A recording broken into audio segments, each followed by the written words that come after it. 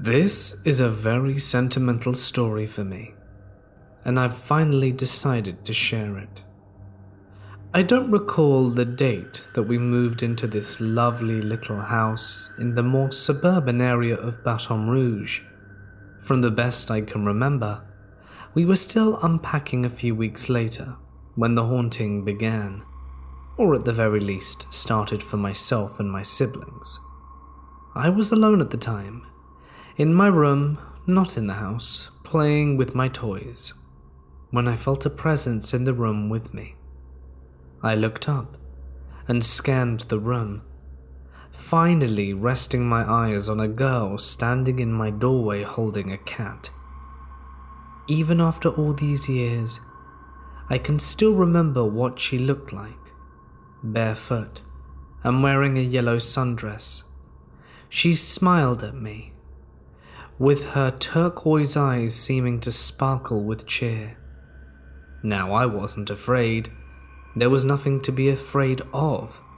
Certainly, she was only a neighborhood girl who'd come over to visit. After all, my parents would never let just anyone into our home. And she looked sweet, completely trustworthy, more so than anyone else I've ever met. So I addressed her as I would any other visitor. Hello? What's your name? She smiled again and said, "My name is Precious. What's yours?" "David," I replied, taken in by her French Cajun accent. This was the first time I'd ever heard one, despite living very close to Cajun Island, and it made her seem even sweeter, like a truly noble lady. She walked over and set her cat on the floor, just at the edge of all the Legos I had all around my room. Now that I finally had a good look at her, I realized she was a bit too old not to be in school, so I asked her about it. "Oh, I'm homeschooled," she replied. "That must be nice," I said in turn. With an even larger and happier smile than before, she reached out and rubbed my head with her palm. "Oh, it's very nice." She looked at the mess of Lego in my hand. "What are you making there?" "A spaceship," I replied enthusiastically. It didn't look remotely like any kind of ship. "Could you show me how to make one?" she asked. "Sure," and I showed her how the blocks worked, eventually ending up with 2 spaceships. And after she saw what I had done, she went about playing with the Legos too. After a while, I felt a paw touch my arm and glanced down to see her cat staring up at me. He was so beautiful. So I reached down to stroke his fur, feeling a softness I'd never experienced before or since. "Is this your cat? I don't think we have one." "Of course. I like having him nearby. He's my friend." "Can he be my friend?" "Of course he can. He certainly seems to like you." I'll stop the story here. As you can see, she was quite normal, indistinguishable from any normal kid in every way. But the haunting didn't end with nearly daily visits from my friend. Soon, we started noticing paranormal activity around the house. It was always mild, non-threatening stuff, like things moving around or whispers. There was one thing that happened from time to time though, and that was her and her cat running off bad people.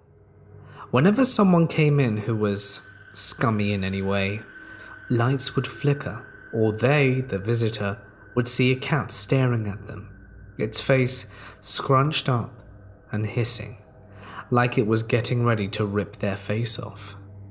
We didn't have a cat at the time, and our electricity was faulty. We quickly learnt that these things only happened when questionable folk were in the house, and from what I was told a decade later, those people often ended up in trouble later on down the line. After living there for just over 2 years, we had to move to a new place, as my father found new work in a town several hours' drive to the north. I actually remember saying goodbye to Precious, and we both teared up. It was heartbreaking to leave my closest friend behind. I remember taking one last look back at the house as we drove away, and seeing her standing on the porch waving at me, clearly crying. Even over 30 years later, I can't get that face out of my memory. She was sad. So sad. And so was I. It left me a little depressed for a few months after, which my parents just chalked up to moving day blues. But we all knew the real reason.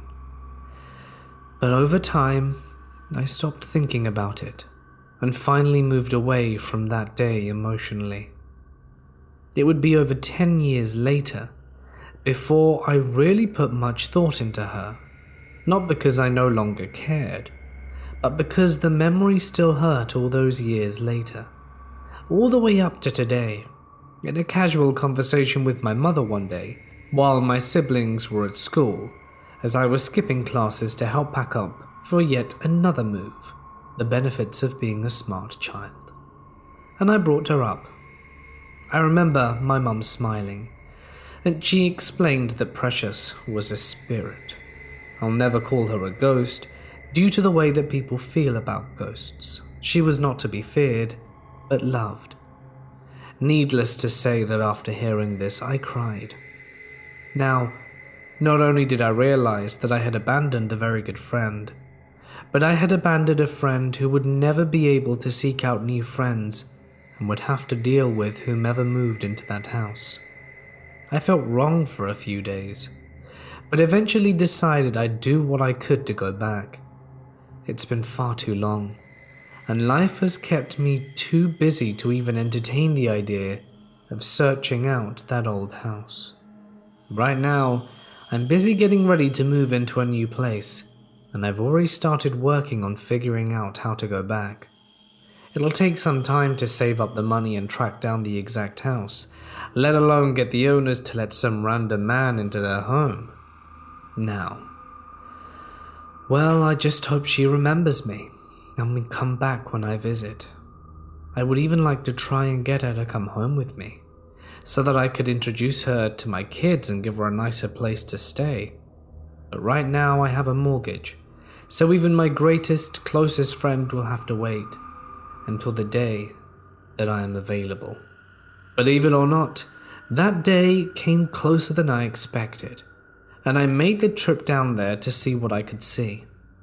I brought with me a cheap audio recorder and my phone, but unfortunately didn't get much use on either of them.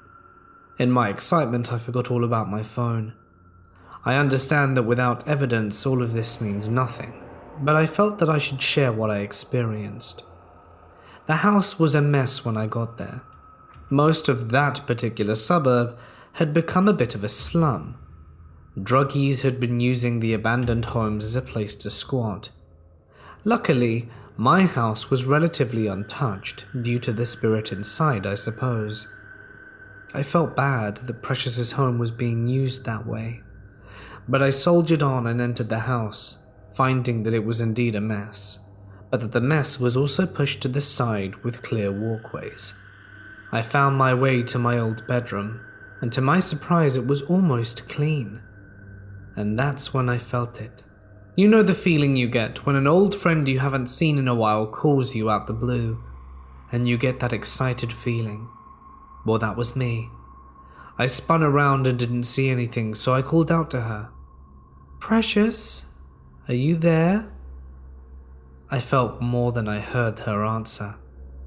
"I'm here, David." I dropped my recorder as I fumbled around trying to get it to turn on. I was so excited to finally see her again, and when I finally got the recorder off the floor, I hit the record button and held it out. "Precious, if you talk into this thing, I can record you." "I don't want to be recorded. I just wanted to say goodbye." This threw me for a loop. Goodbye? Why goodbye? I can't put words to the feeling that rolled over me. There was so much wrong about them. Sorrow, fear, abuse. I asked her if anyone had tried to hurt her. She said no. She had been so lonely. I would later find out that after a bit of research, the only family that lived there after my own were a pair of elderlies, and Precious never really spoke to adults, and I was pretty surprised to hear her speak to me. "Please," asked a voice in my head, "please don't leave me again." My heart stopped for a second. She sounded so sad, so hurt, but I couldn't stay. I even told her as much. I told her that I had a kid and she'd be welcome to follow me home. Hearing her say goodbye, then follow it up with, "Don't leave me," made me want to take her away so that she'd never be alone again. She was so lonely that anyone with a heart would feel for her. She told me that she couldn't. She could only be in that house or in heaven, nowhere else. So I swallowed my greed and told her to go to heaven. She didn't need to live in a drug den. She deserved so much more. Suddenly I felt pressure around my waist. She was hugging me, and I started to cry. I told her how much I missed her, and she returned those words, and then I told her to move on for a second time.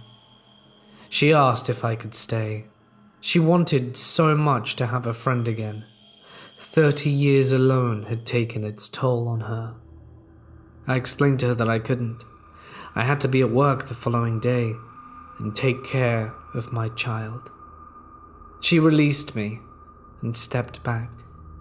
For one fleeting second I saw her again, still dressed in one of her cute little summer dresses, still smiling at me, even though her eyes were sad. "You'll never see me again," she said. "I just want you to be happy. I'm getting old. I doubt I have much time left on this earth myself. You see, I have a few medical conditions that are going to kill me sooner rather than later, but this isn't the time nor place." She started to cry, and I was instantly reminded of the last time we'd seen each other. I wanted so badly to be able to hug her again and try to comfort her, but all I could do was tell her to move on, and I made it clear that people knew about her, that people knew she was a good girl, and that seemed to make her happy. I felt her walk away. Then I heard her voice, "Goodbye, David." Then there was nothing. Absolute silence. I spent about an hour crouched on the floor, bawling my eyes out.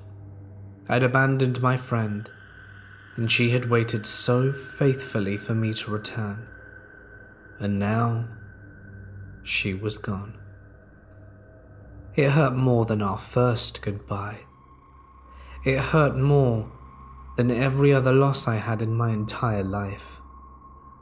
After I was done crying, I looked down at my recorder. It was running, but the low power light was blinking. I remember praying to have captured something, and my later disappointment that the recorder only recorded my words and some indistinct static, which was almost as bad as having Precious leave me forever. I wanted to at least have her last words to carry with me. I want to add that I'm glad she's finally moved on. It's been over 30 years since I left her for the first time, and now, well, she's free of the house. I'd like to think she's happy. I'd like to think heaven is as good as her people say. I'll just have to wait for my turn to find out. Anyway, that's the sad end to what I've prayed would be a happy story. I wish so much that I could have helped her more. I wanted so much for her to be happy. But it's clear to me now that there was no place for her on this earth anymore. It still hurts, and it will for some years to come. When I was in high school, my parents bought a good-sized house for what they paid. They were aware the house had a history, but none of us were superstitious. The history of the house was that a man had ended his life there. The people who lived in there in the early 80s had rented the basement of the house to their friend. His wife left him, and I guess the divorce was messy. He didn't die in the house, but in the driveway. He ran a hose from his exhaust into the window of his car. My parents lived in there for over 10 years. We always joked about the place being haunted. The basement in particular had a creepy feel to it. I never got the whole feels like you're being watched feeling before then, and haven't since, but you just got that feeling. There was always small things going on, creaky floors, breezes and stuff like that. Most were dismissible, but here's some things that stand out. My mother was reading a book in the living room late at night. Sometimes she had trouble sleeping, and was going to read until she got tired. This night she was sitting there, and heard a metal noise like a ting, then the clack clack clack of something hitting the floor. She turned around to see the final skid of a fork as it came to a stop beside her. 3 forks were sitting on the table across the room. She said it sounded like someone had hit the tongs and sent it flying across the room. Everyone was asleep at the time. Well, after my sister and I had moved out, my sister had a child. My parents brought an automated swing for the baby for when they visited. The swing would randomly swing on its own. It would be turned off, and it would be like someone had lightly pushed it. It happened enough that my parents would just kind of mention it lightly when it happened. They'd say, "Oh look, it's moving again," and go about their day. One night I was staying over at my parents' watching TV. It was 2 a.m. and I heard a tap tap tap. It was coming from the fireplace. The swing was about 7 feet from there for reference, and the tap was deliberate sounding, like a person or animal had done it. I shrugged it off and kept watching TV. 5 minutes later, tap tap tap. I'm intrigued now. I go to the fireplace expecting a trapped bird, but there's nothing. No taps, so I sit down, and once I pass the swing, it happens again. I have a better hearing vantage now, and it sounds like someone tapping on the mantel. I walked up to it, and when I get to it, it taps louder. Nothing was there that could have caused it, and the hair on my arm is standing on edge. I'm kind of spooked, turn around and go outside for a smoke, and the tap happens again. Instead of a third tap though, like in the other occasions, the swing swung forward like someone had pushed it with force. I have a couple of cigarettes instead of one. Finally, back when I was just out from school, before moving out, I was up late. I was in the hall when I hear my father yell, "What the hell?" I ask through the door if everything's okay. He exits the room and is white as a sheet. He said he woke up and saw 2 old ladies standing at the foot of the bed. They were just staring at him and mouthing something like talking to him. He said there was no expression on their faces and no sounds. When he yelled, they just disappeared.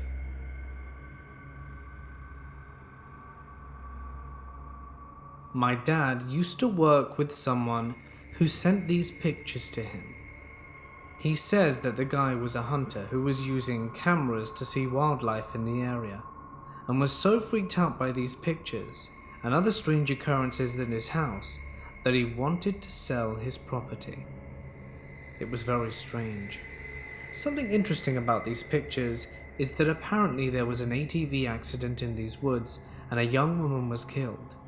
The guy living on the property who captured these pictures showed them to a friend who was one of the EMTs at the scene of the accident, and he thought the girl in the picture was dressed similarly to the one who passed away. I have absolutely no idea when this accident occurred or the specifics of the location, so again I can't be sure if this is credible information. I've tried searching for it, but it is all a mystery. When I was 16, I got a job as a personal assistant / cleaning lady for a very wealthy couple who lived in a big, beautiful mansion on Lake Michigan. It was a great job at the time, but after a while I had to quit because of everything that was going on. I made $12 an hour as a 16-year-old girl, and that was just crazy to me at the time. But now I know it's because the homeowners couldn't get anyone to stay and work for them. It could very well be because they're both major assholes, but I honestly didn't see them all that much during the school year, so it was fine. I would work 40 hours a week in the summer and part-time while I was in school. During the school year, I would hardly ever see them homeowners and would be left alone to clean the house. I had a key, alarm code, and gate code, so I could let myself in and out. In the summer months, I had help from a few other employees, but in the school year I did not. At first, I loved being in the house by myself. Don't get me wrong, the place was absolutely gorgeous, right on Lake Michigan, so I always would open the curtains to let the sunlight in and blast the surround sound speakers while I cleaned. It wasn't until I was by myself that I started noticing how weird this place was. Nothing ever exactly felt welcoming about the place. Sure, it was pretty to look at, but it was modern, and everything was hard marble and stone, not very homely feeling. My first experience happened when I was cleaning one day in silence. I remember specifically not turning on the music because I had a bad headache that day. All of a sudden, the speakers to the upstairs part of the house turned on. The way their speaker system works, you can control it by a touchpad in the kitchen, which would play the music everywhere besides the basement and master bedroom. To play music in those areas, you'd have to go to that touchpad and turn it on by controlling the pad and sync it up with the rest of the house. The reason that was so alarming was I was the only one there. I walked up the stairs to check out what was going on and figure out why and how the music had turned itself on seemingly by itself. I looked around and called out the homeowner's name, thinking someone came in without me noticing or something like that. But the doors were all still locked and no one was home. I shut off the music and went back downstairs, not thinking much of it. It started happening more often. I'd be listening to the music and it would turn off, or it would be off and would turn on in a completely different area of the house. I brushed it off as faulty and didn't think much of it. The second most prevalent story I remember from working was when I was cleaning the workout room in their basement. I never wanted to go in this room, and I really couldn't tell you why. Something about this room was weird. It was just super cold and dark, and I felt very anxious while being in there.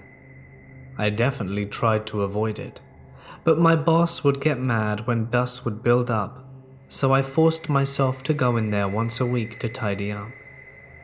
I was in the workout room, using a broom and a mop, and I remember sweeping up the floor and prompting the broom against a machine while I used the mop.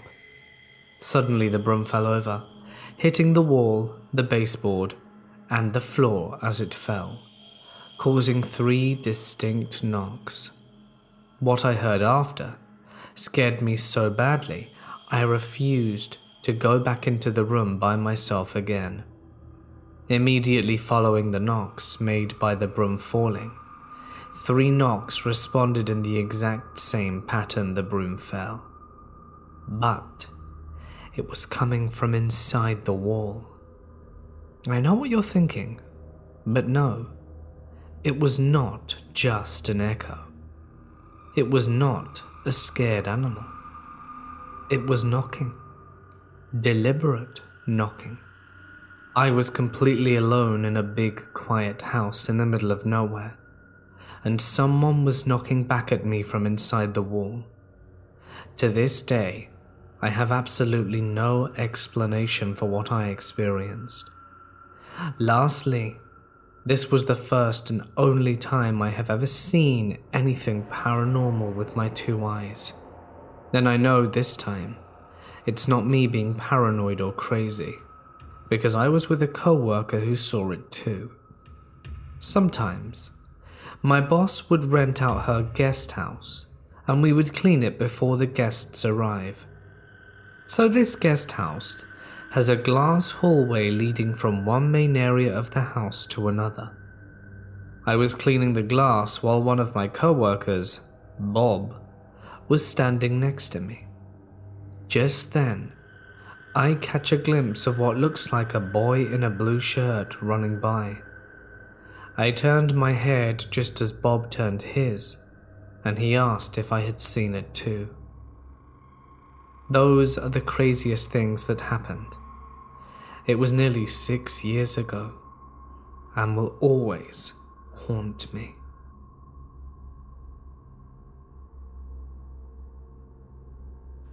This was a long time ago. I was 1 or 2 and my brother was 5 or 6. My mum was in the bath with the boiler in a cupboard behind her head. Suddenly she began to hear this creepy demonic giggling and a whisper coming from the cupboard. She called for my brother, then my dad, thinking they were playing a trick on her, but there was no reply. She spoke to my dad after her bath, explaining what happened, and he just brushed it off and laughed at her. Then a few weeks later, my dad anxiously questioned my mum on what she'd heard. Turns out he heard the exact same thing she had, coming from the cupboard.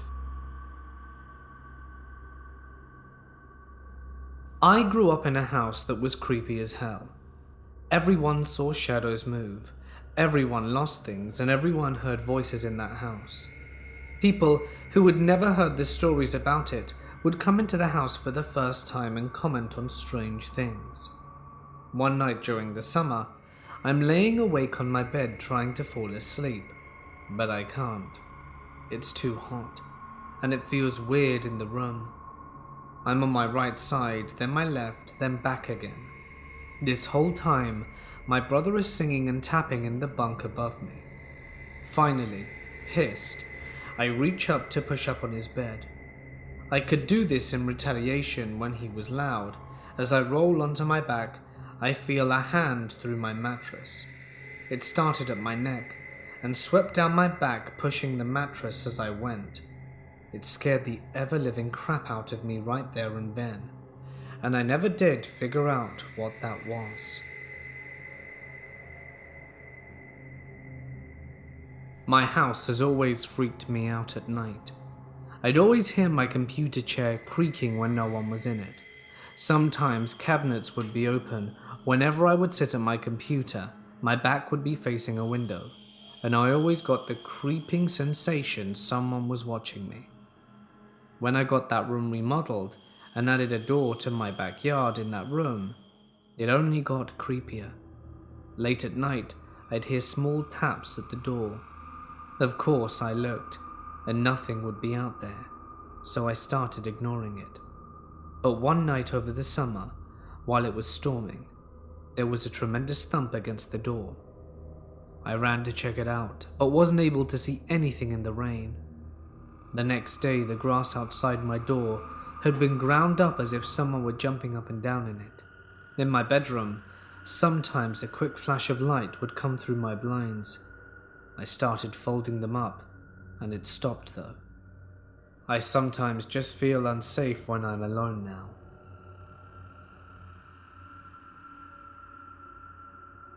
I moved into a new house about a decade back. Apparently the last owners were really into the occult. I never met them personally, but they left a handful of little voodoo dolls pinned throughout with their heads up in the corners of the basement and other rooms. I spent the first night taking down as many as I could. Those things were a nightmare to come across in the dark. I think they had a rat skull or something in the doll. Anyway, it's not terribly supernatural, but the last one I took down was shaking like nuts, like it was blowing in a really strong wind. I didn't even touch that one, just pulled it down with pliers and threw it out, and had really bad nightmares from the next few days. And I'm not prone to dreams at all. I was in a major car accident over a decade ago. My car was hit by another car in such a way where I lost control of the car. The car somehow went on a full circle on the highway. I T-boned a Jersey wall, completely destroying it and cracking the next two in line. And I bounced off that onto an off-ramp with my side of the car facing traffic. I'm about to exhale when I hear, "Hey kid, when I start counting you have 8 seconds to move your car or you're going to be hit by an 18-wheeler. Do you understand?" 8, 7, 6. Voice didn't have to tell me twice. I threw my car into drive and got on the shoulder. At 1, an 18-wheeler drove by the spot my car was parked on. I should have died, according to the cops surveying the crash site, but I walked away with a few bruises and needed a root canal a few days later. I probably imagined the voice, but damn, I'm believing it was something otherworldly.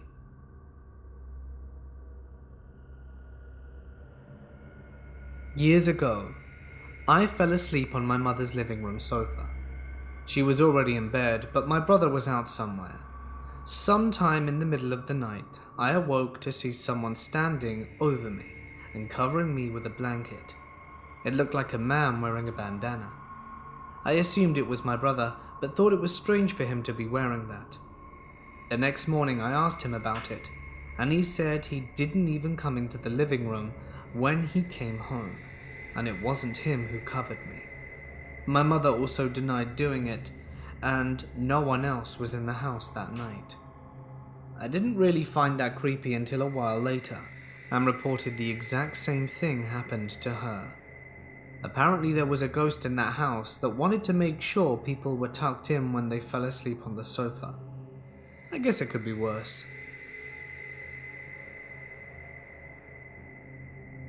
I once saw a Willo The Wisp. For those who don't know, it's a light seen at night in desolate areas of the countryside, hovering in the distance like a ghostly lantern. It's one of the most widespread legends in the world, having many different versions in a variety of cultures, and is believed to be a ghost or demon.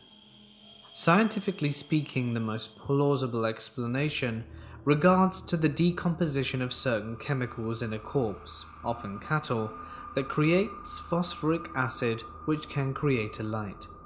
However, when you're in the middle of nowhere in the dead of night, fight or flight gives very few cares to science.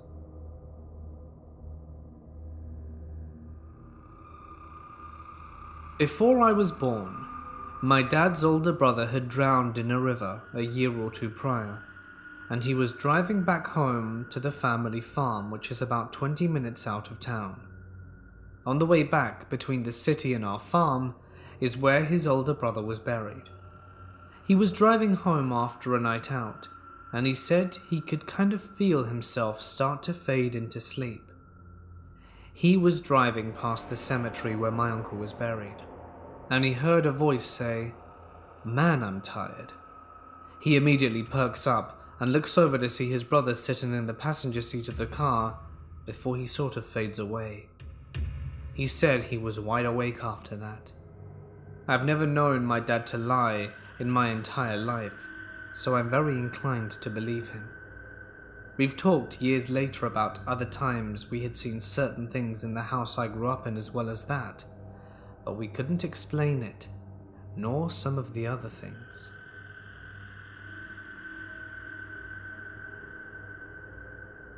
A number of years ago, my family moved into a new house in the countryside. It was a beautiful Georgian mansion, very rare and very old, beautifully maintained. The previous owners were selling it at a ludicrously low price, and my parents had always dreamed of owning a home like this, and so they obliged. It wasn't before long, probably within the first few days, that we figured something was off. The house needed a lot of work, restorative work. Lots of the wood had started to go moldy and definitely needed replacing.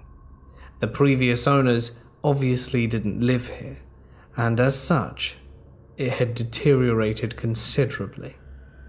In any case, my parents had a lot of work cut out for them, and it was while they were clearing rubbish away that we saw something spooky. We were all just moving things and putting what we wouldn't need in bin bags to throw it out. When down the hallway we looked up, and all four of us saw a little girl happily and obliviously skipping away into the darkness. My dad immediately called out, "Hey, what are you doing?" and run over to see who this girl was and why she was in the house.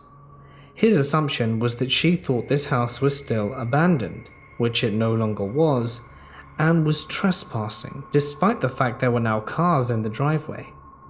But upon a thorough search of the house, did he find nothing. Sightings of this little girl continued. There'd be some nights where I'd hear giggling down the hallway, or I'd hear my door creak open and see a pair of eyes staring at me before vanishing into the dark.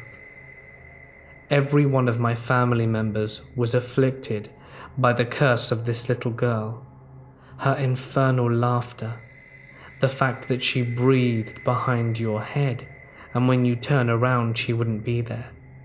It was driving my parents mad.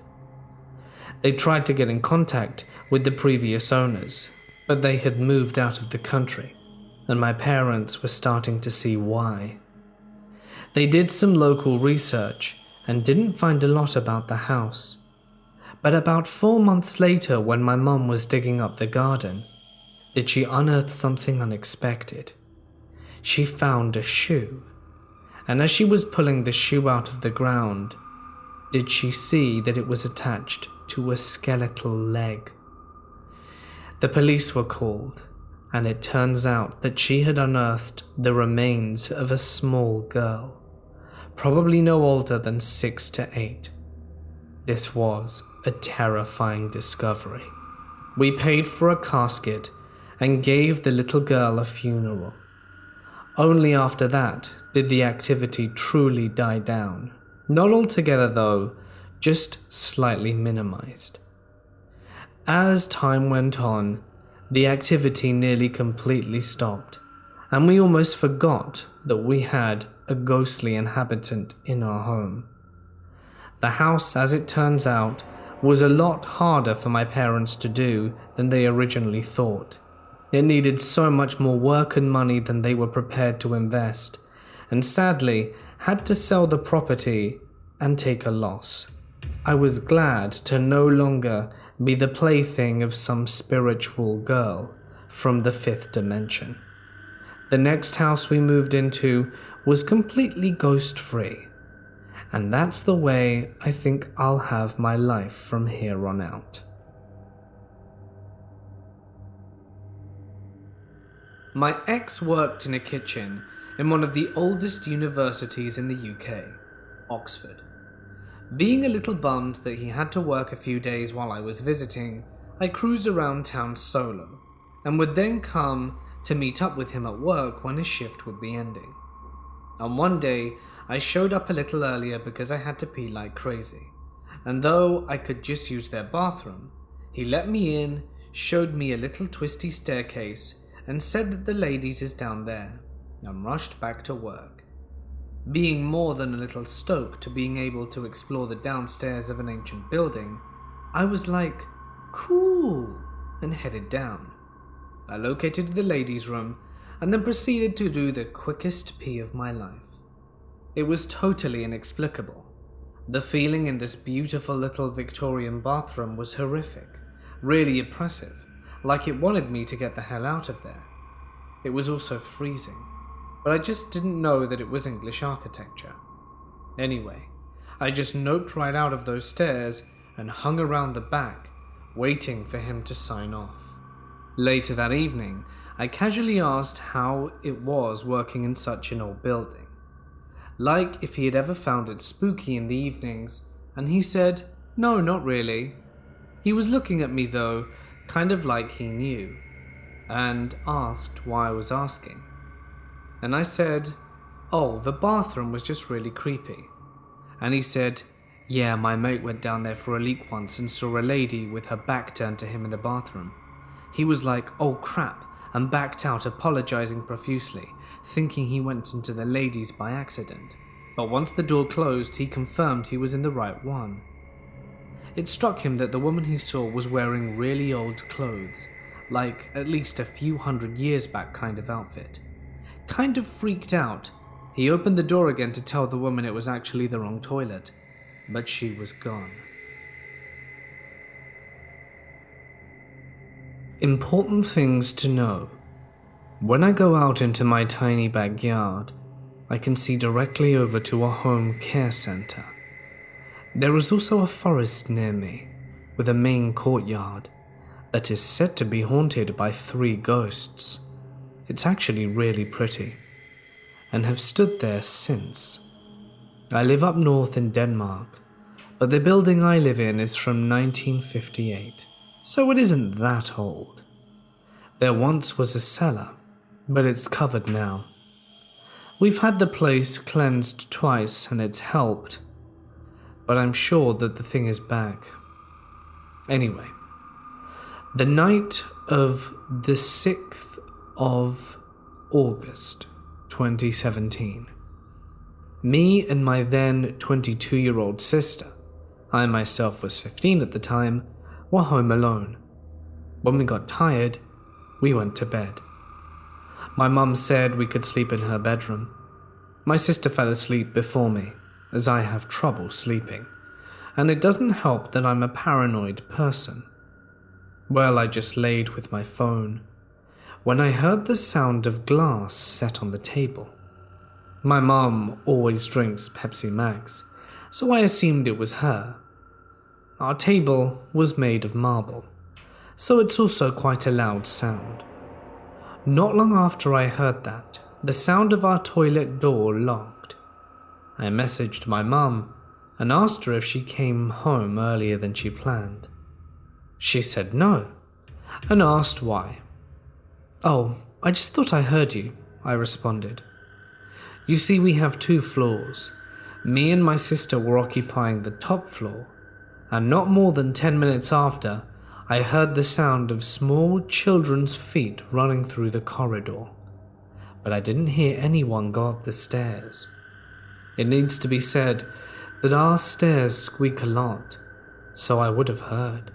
For a long time, I didn't experience anything, but when I got a boyfriend, it all started up again, but only when he was at my place, every weekend, except the few times we were at his.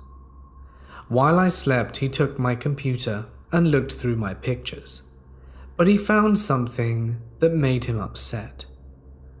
In the evening, he confronted me. I, of course, told him the truth, that I had been in love with him a year before we got together. He had been someone I really wanted to get with, not only for his looks, but for his personality. And he was okay again. He needed to use the loo. So I laid in bed, phone in hand, when I felt something sharp scratching the back of my hand. I immediately felt goosebumps run down my spine, and I knew that when I moved my hand there would be nothing. While that happened in my room, he sat on the toilet, cutting himself, as he had hard depression and is now on pills. So when he came up and sat on my bed, he took a bloody toilet paper out of his pocket. I'm not stupid and confronted him, because he was obviously not okay. I don't remember after that, but I think we made up. Another day, and my boyfriend and I were in bed. He apparently looked at me and he asked, "Did you scratch your bum?" No, I asked. Why? You see, you've got a massive scratch mark. I couldn't find a reason, so I told him everything that had happened. He himself didn't believe in ghosts, but he said he gets extremely depressed when at my place, and he also felt a very weird feeling. I told my mum everything that happened, and after she didn't want me sleeping up there alone, so she made me sleep in the living room with her. After many days of sleeping in the living room, I wanted to sleep upstairs. Once again, I heard the bare feet, but said screw it and tried to sleep. When I fell asleep, there didn't go long until something happened. What sounded like a big man's hands banging on the door. I jumped up and I wanted to go downstairs, but I was so scared. Finally, I got my stuff together and ran downstairs. I had a period where I had nightmares every night. Most of the night, I dreamed that I got attacked by a small animal, like rabbits or dachshunds. I'd never been scared of animals, but then I would wake up all sweaty, and it hurt from my toes to the top of my spine. I remember a story my mum told me once. Before I was born, my mum, sister, and my dad lived in an apartment. My dad was out that night, so it was only my mum and sister. They were sitting on the couch watching TV. My mum thought she saw some man with a big hat. She thought it kind of resembled Hans Christian Andersen, the famous children book author. My mum is one of those people who explains things away, but when my sister said, "Mum, who was that?" she realized that she couldn't deny it and got shivers up her spine. One time my sister was home alone, so she invited her best friend over. They were sitting with her computer just playing around recording for fun, when they heard a woman scream, and it couldn't be outside. My sister said it came from the bathroom. They were scared, so they ran to my sister's room, and I don't know when this happened, but when they came back, a picture of my sister was on the floor and the glass was broken. My sister walked over to the computer, and they got it all on video. When she wanted to show my mum the screen was broken, we had 3 computers unexplainably break. I remember one time when I was sitting on my couch. My mum always sits between our couch and table, so I was sitting/laying behind my mum on my phone, when I heard a low crawl in front of me. I looked up and saw a shadow. It was light grey. As soon as I looked up, they disappeared. I was shocked. The apartment I was talking about where my mum and sister and dad lived before I was born. In this place, there was some creepy stuff happening too. There was once a postman who was an alcoholic who decided to end his life by hanging himself in my sister's room. When she was around 4 or 5 years old, almost every night, the postman would come to her room and speak with her. She wasn't scared, but she was scared when she saw snakes under her bed. One of my friends was watching over my dog, and when I got home, he told me that a male voice was talking upstairs. I asked if it could be the neighbor, but he told me the dogs reached, so it couldn't have been the neighbors. I don't remember everything, but it's certainly been a strange collection of paranormal events happening to me and my family for a long time. When I was 3 years old, my mother, father, 2 older brothers and myself moved into a 2-story house in Washington State. I remember the house was renovated and my room was on the 2nd floor, from my parents' room. When I was 4, my uncle died from liver failure in my bedroom during the night, and the next morning I woke up early to crying. I come to find out it was my grandmother crying later, but at the time I didn't know what was going on. I didn't know until I tried to go upstairs from where I had been sleeping on a guest bed during the night before. Once I walked to the 3rd step, I saw my father carrying the lifeless body of my uncle over his shoulder out the front door. I ran back to the spare bed and held my head in my hands, shocked, and realizing he was gone. My mother came down after a while to try and break the news to me, and before she said a word I said, "I know, Mummy," and then we both cried. Not long after this, and until we moved out of the house when I was 17, footsteps walking down the hall could be heard coming and going to my room. So loud. My father thought it was an intruder, but when he looked, no one was there. I remember one night when I was about 10 years old. I remember seeing the outline of a man running towards me down the hall as I stood in the dining room. The outline flashed like a turn signal on a car as it got closer. The outline was a dark pink, almost like a light maroon color, and it disappeared entirely halfway down the hall, but I felt it move through me. I was so scared I froze, then sat down on a couch nearby and processed what I saw.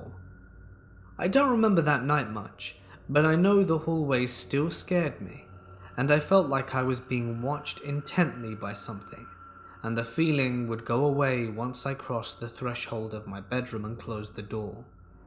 Over the next several years, everything slowly changed for the worse.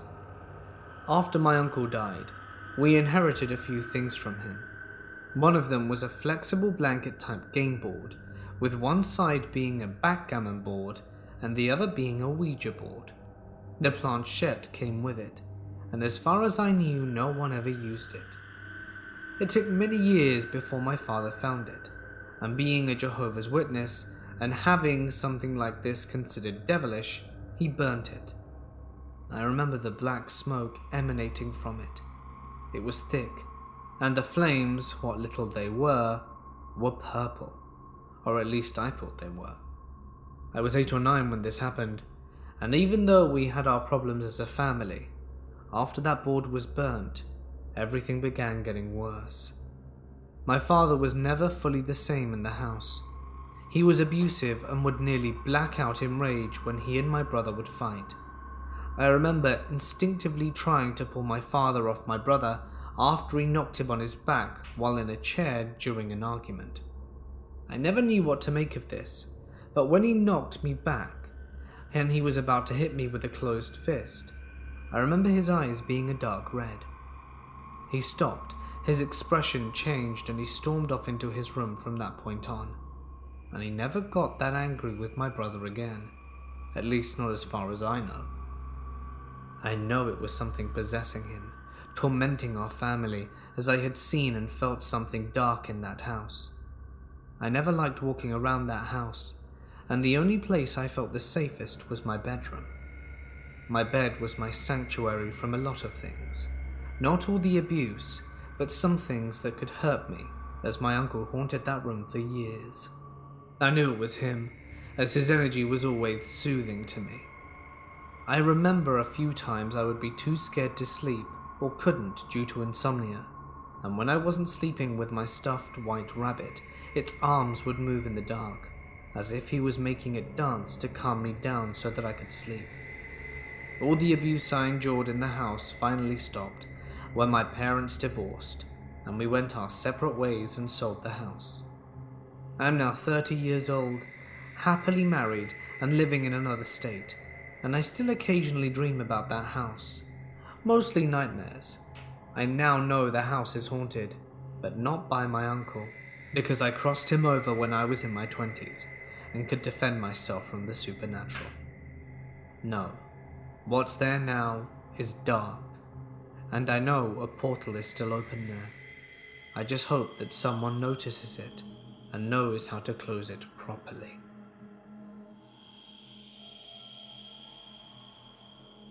Almost 2 years ago, my boyfriend and I decided to move from one house to a much bigger one that had belonged to his aunt. At the time of the move, my son was 2 and my daughter just a few months. A few weeks after moving in, I noticed my son would get out of bed and walk down the hallway and not say anything, just stare at me. I would ask him if he needed something, but he would never respond. I'd pick him up and carry him back to bed.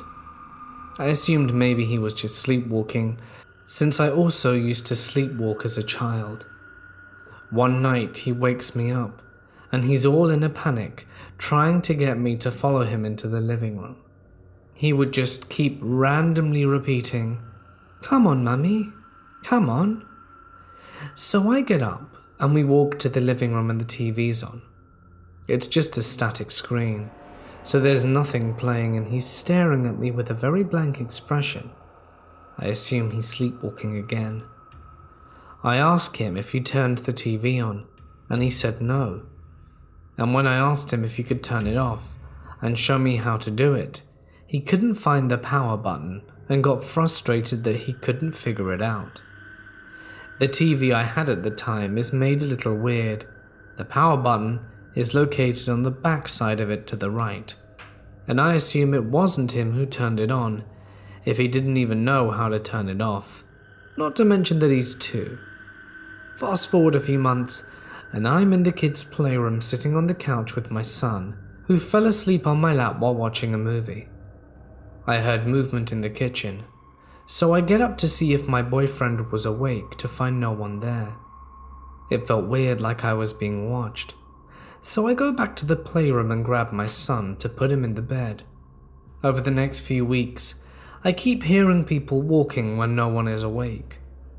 One night we get home from a late night grocery shopping trip, and as I'm pulling bags out of the trunk of the vehicle, I hear someone humming. So I look around my yard to see if anyone is around or out for a late night stroll, which wouldn't make sense since I live on a random back road surrounded by woods. I walk around to the backyard and still see nothing. One week, my boyfriend's dad and stepmother decide to come and stay with us for a few days to visit. The first few nights, they were here and everything was normal. But then one night, something kind of weird happened. My daughter was being extremely grouchy and absolutely refusing to go to bed. So I'm up with her in the living room at 12, trying to rock her to sleep, and everyone else is already in bed. I finally get her to pass out at 1:30, lay her down and get myself in the bed.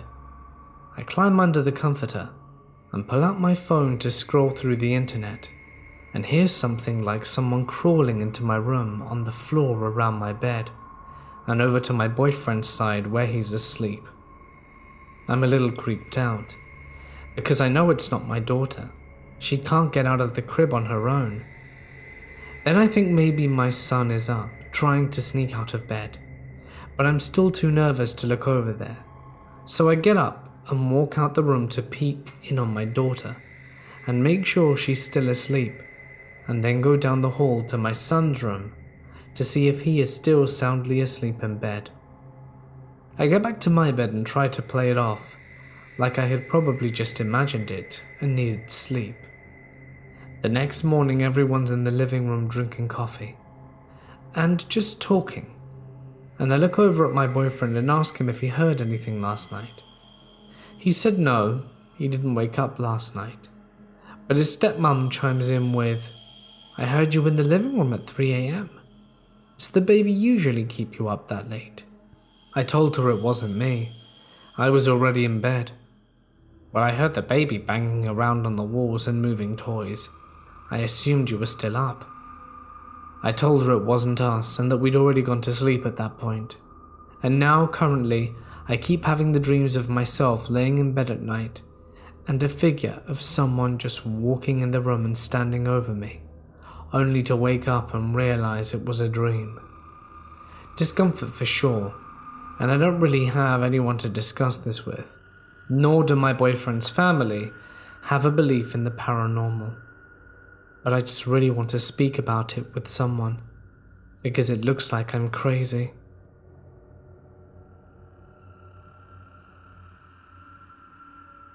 In high school, I was finally on a first date with a hot friend of mine. We went parking on a remote gravel road, beautiful summer night, full moon shining all over the tall corn. We were making out in the front bucket seats of my stick-shift car, and I saw some shadows dancing across the front. She looked up from kissing and then looked out her window and started this blood-curdling scream. I looked up in time to see something duck down from the window. She then yelled, "There's a man out there!" I told her to roll up her window, and in one quick motion I started the car, shoved it in first and dumped the clutch. We were so hyped that the car just sat and spun out in the gravel through second gear. We finally calmed down enough to drive back to town. I knew the parking was done for the evening, and after taking my extremely distraughted friend home, I caught up with a carload of my buddies. After relating the story, we were all ready to go back and kick the dirty bushwhacker's ass. However, all we could see in the vicinity was the farmer's large German shepherd sniffing around in the ditch. I was thinking, no way. Sure as hell, the next morning, I was looking over my car, and you guessed it, large paw prints on the passenger door. I bet she scared that poor dog as much as he scared her. We laughed our asses off to this day. Guess it wasn't a ghost after all.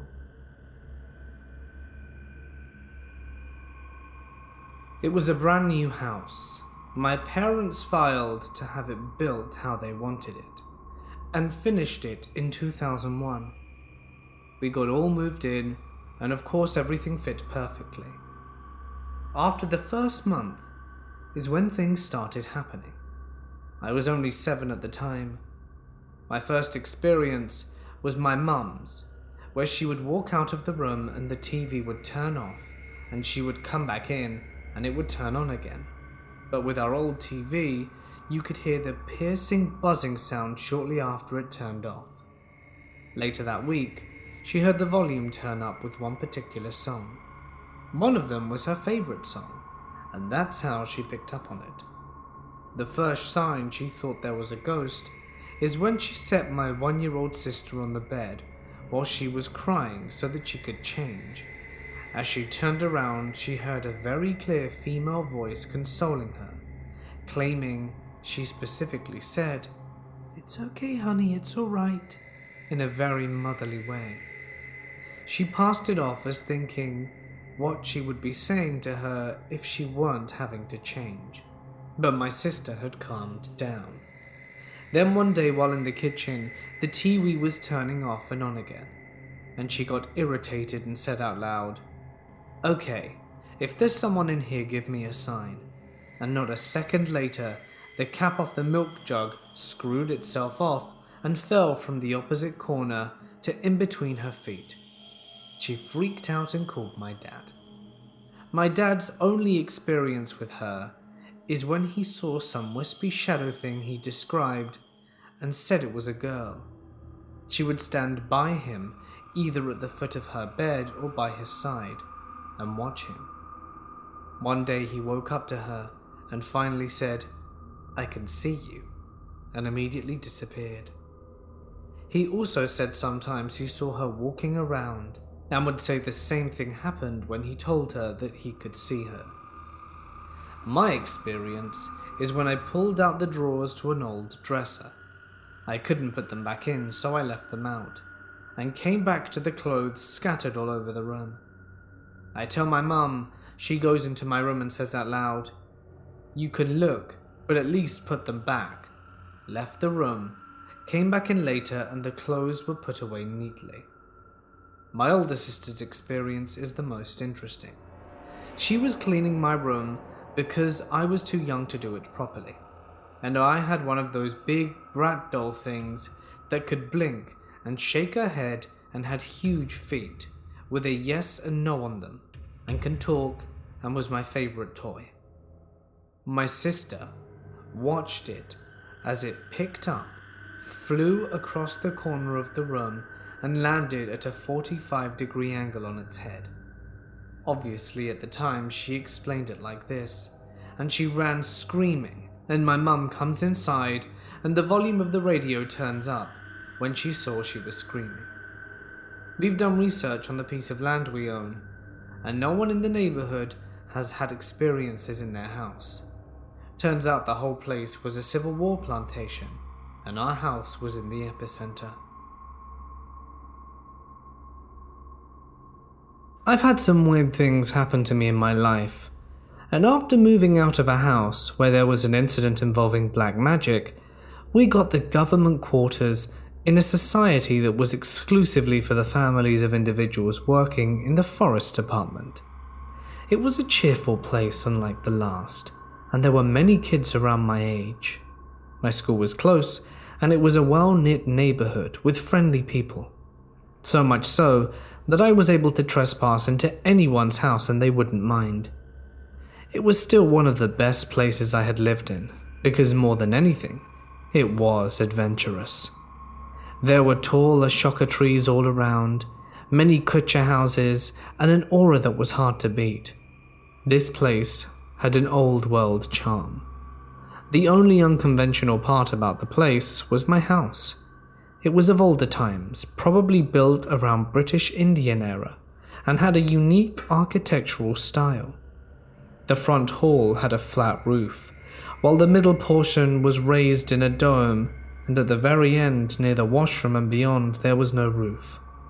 The first time we entered, there were many bizarre wall paintings in the middle portion that we didn't comprehend at all. There were 2 doors for the entry of the house, the front one and the one at the very back that opened in front of a fence, and behind that was a forest.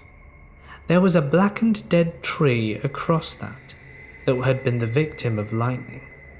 We had a beautiful garden that was adjacent to the house with lemon and custard apple trees at the end of it.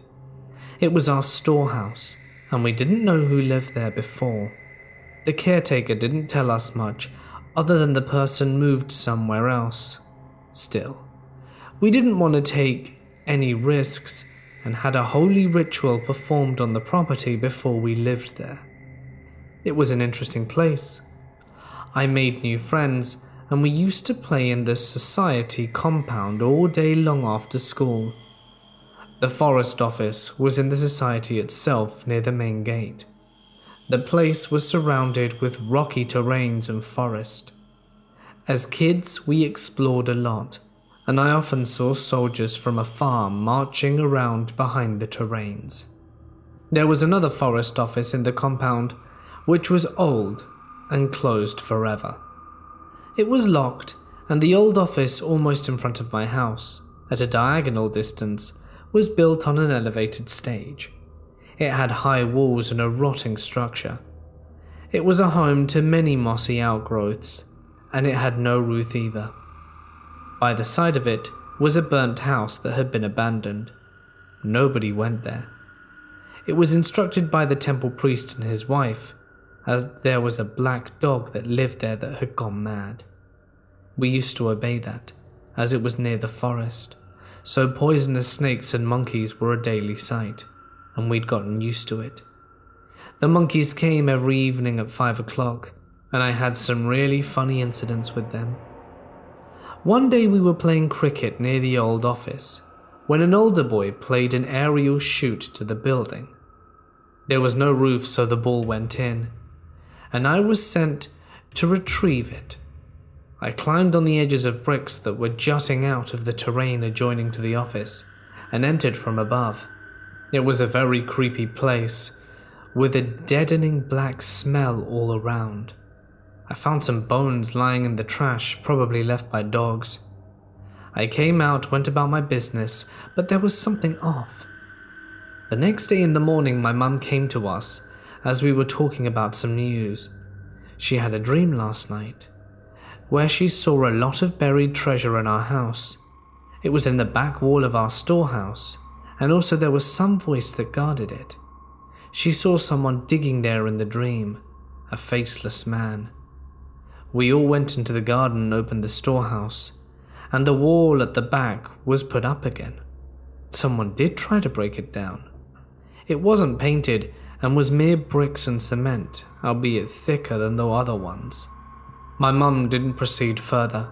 She said that she heard the voice in her dream saying that to acquire the gold, one had to sacrifice their children, and it couldn't be escaped or bargained with, and she wasn't willing to take such a chance. We went inside in a few minutes and heard someone at the door. It was our neighbor that lived far in front near the main gate adjacent to the new office. He had walked all the way down to our place, and it was early in the morning. It was a bit surprising because we didn't have much interaction with him. He had a confused expression, and he saw my mum and aunt and said, "You'll find this funny, but I had a dream about your house." He told us the exact same dream that my mum said, and even the same location. It was very strange. While we were all talking, we saw another girl walk towards us. She lived near the terrain, and to our surprise, even she had the same dream. Everyone wanted us to investigate now, but Mum was in no mood. One thing that she wanted to do was know about the place. The caretaker was questioned, and he revealed that the person who lived there was of Anglo-Indian descent. He lived here some 22 years back and was a treasure explorer. He knew of the treasure in this place and tried to search for it. It was said that he sacrificed his own son to get the wealth, but wasn't able to bear the guilt and went crazy and disappeared. The broken wall was put up by someone at night the day he disappeared. No one saw who did it. The man had murdered his son right in front of our washroom in the last section that opened near the forest. It gave me shudders, because there were frequent power cuts in those days at night, and I used to take long showers at midnight. The idea of something lurking and guarding the walls and adjacent treasure were enough to give me chills. We mutually decided to do nothing about it, and left town later that year.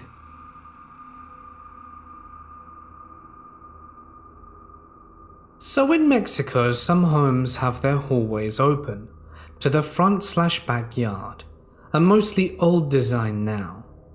Back when I was around 8 years old, I went to Mexico to visit my grandparents for the summer. It's a ranch house, and they have horses, cows, and turkeys. Every time I go, I sleep in this one room that's separated from the main house. Imagine a courtyard, my room on the east side of it, and the main house on the west. And running from north to south in the middle is my grandmother's garden, fenced off so that the chickens won't come in and destroy it. The entrance to the inside of the house is on the west side of the courtyard through the main house.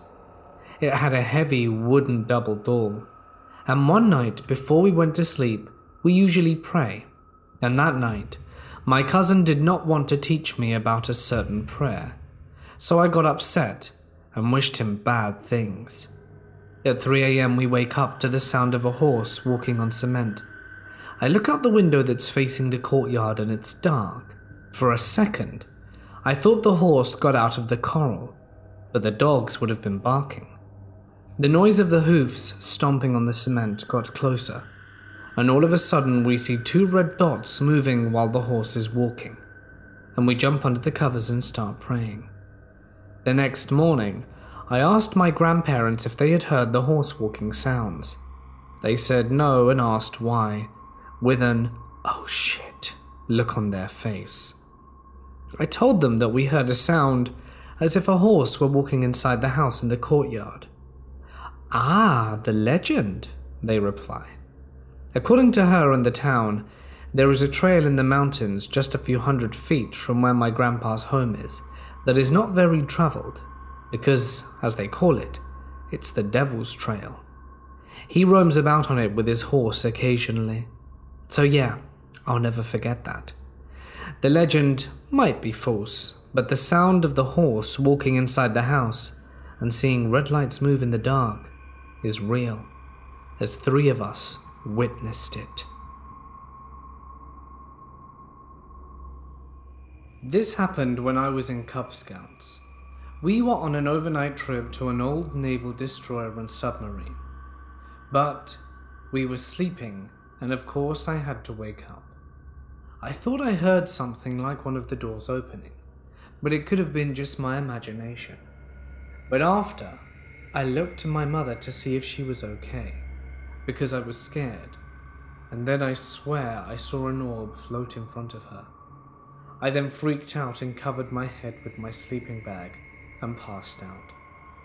On a later trip, it's said that the place had been found to be haunted and investigated by ghost hunters, so maybe I did see something. On another occasion, I was going to my aunt's house, which is somewhere I loved going to, but the basement always gave me really bad vibes. I was the one who had to sleep on the couch. I slept fairly well, but then of course I had to wake up again. Out of the large window in front of me, I swear on my life that I saw a line of apparitions coming out of the woods behind the house, and I told everyone about my experience that morning. My aunt then told me that she came back home with my cousin and ended up falling asleep on that same couch with him on a crib next to her. She woke up to an apparition of an older lady leaning over his crib. Maybe it was just a dream, but they think it actually happened.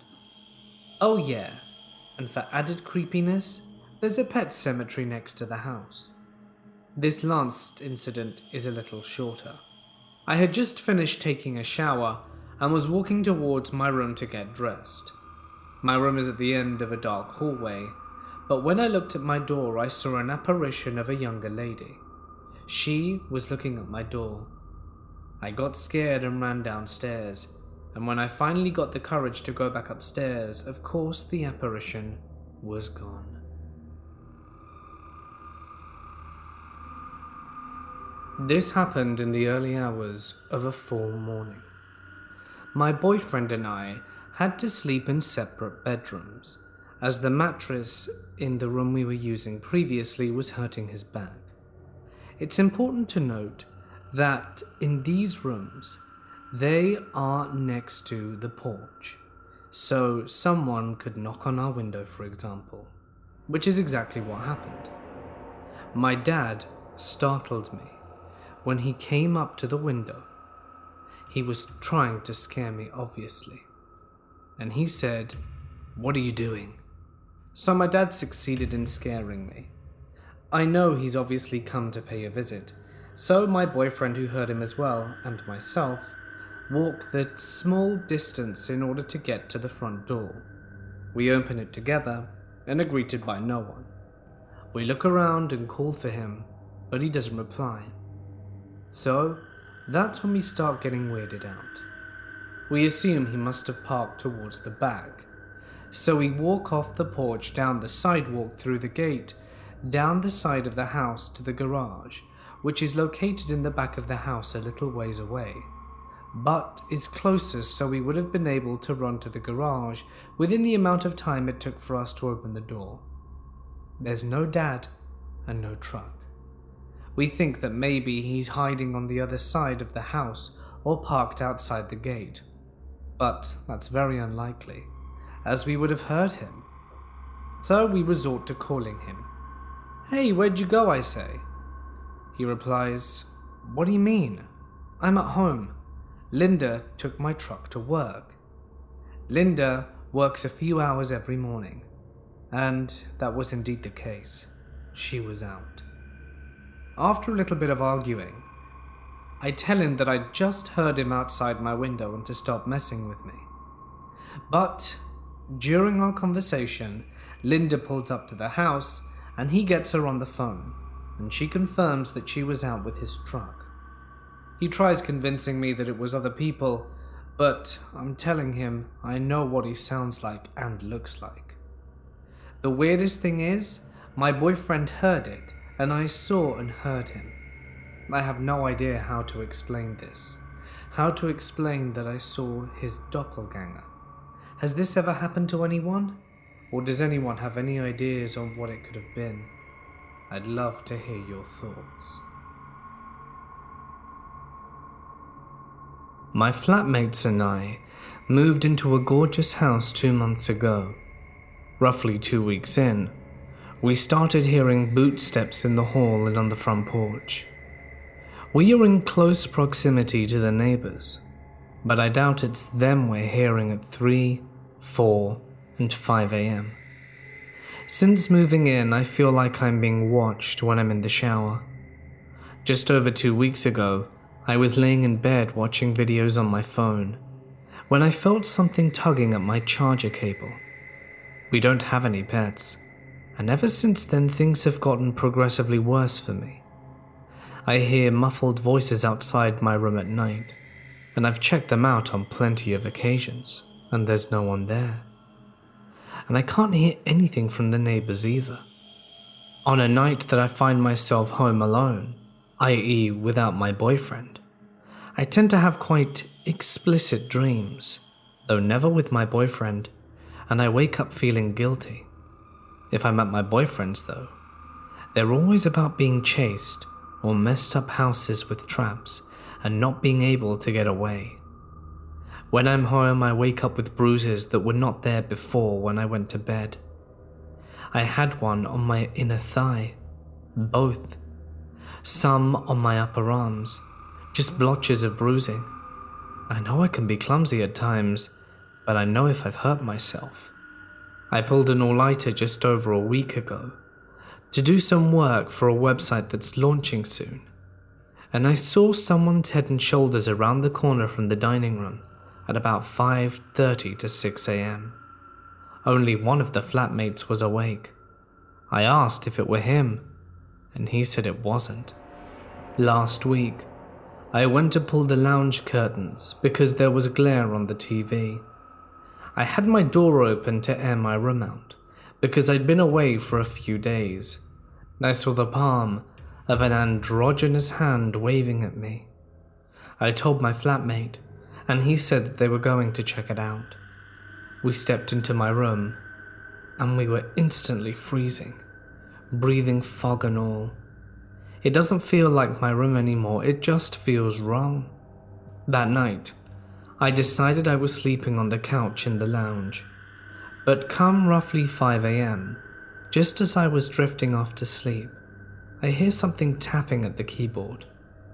All our computers are in the lounge, or we would never see each other because of work schedules, and I was the only person there, and as previously mentioned, we don't own pets.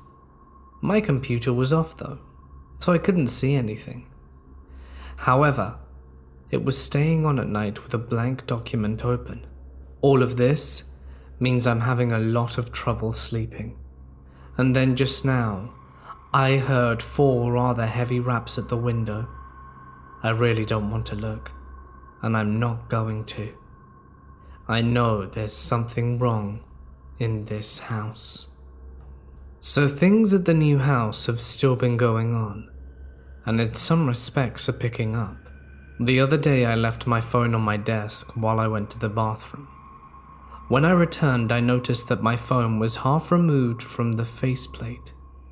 Everyone else was either asleep or at work at this point, as the flat comprises, for the most part, of night shifts. About a week later, I had gone out the front door for a cigarette, as there was a pretty decent storm blowing, and the backyard offers no protection in a southerly. I had locked the door behind me when I came inside, because I was the only person home.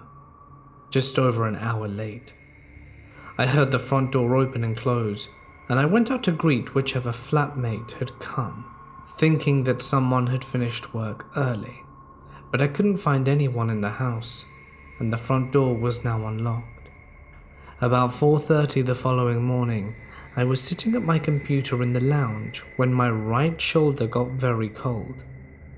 I peered sideways at my shoulder and almost noticed that a single strand of my hair was bouncing up and down, almost as if someone was pulling a pig's tail.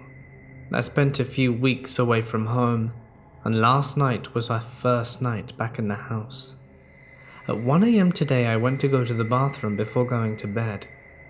As I pushed open the bathroom door, I saw a black, shadowy figure standing by the window. I thought nothing of it, as I was half asleep. But as I went to sit down, I noticed that the bathroom scales were going through the tarring process. These are electric scales and have to be stepped on to turn on. But ever since you move, they have to be lifted slightly for them to register that you want to use them. After questioning the flatmates that were home at the time, I found that no one had been in that bathroom previously to me, and seeing that I use the scales regularly, I know that they only stay on for about 30 seconds after use, or 15 seconds if not being used after tarring. At midday today, I went to the loo, then decided I would shower as I needed to wash my hair for the weekend.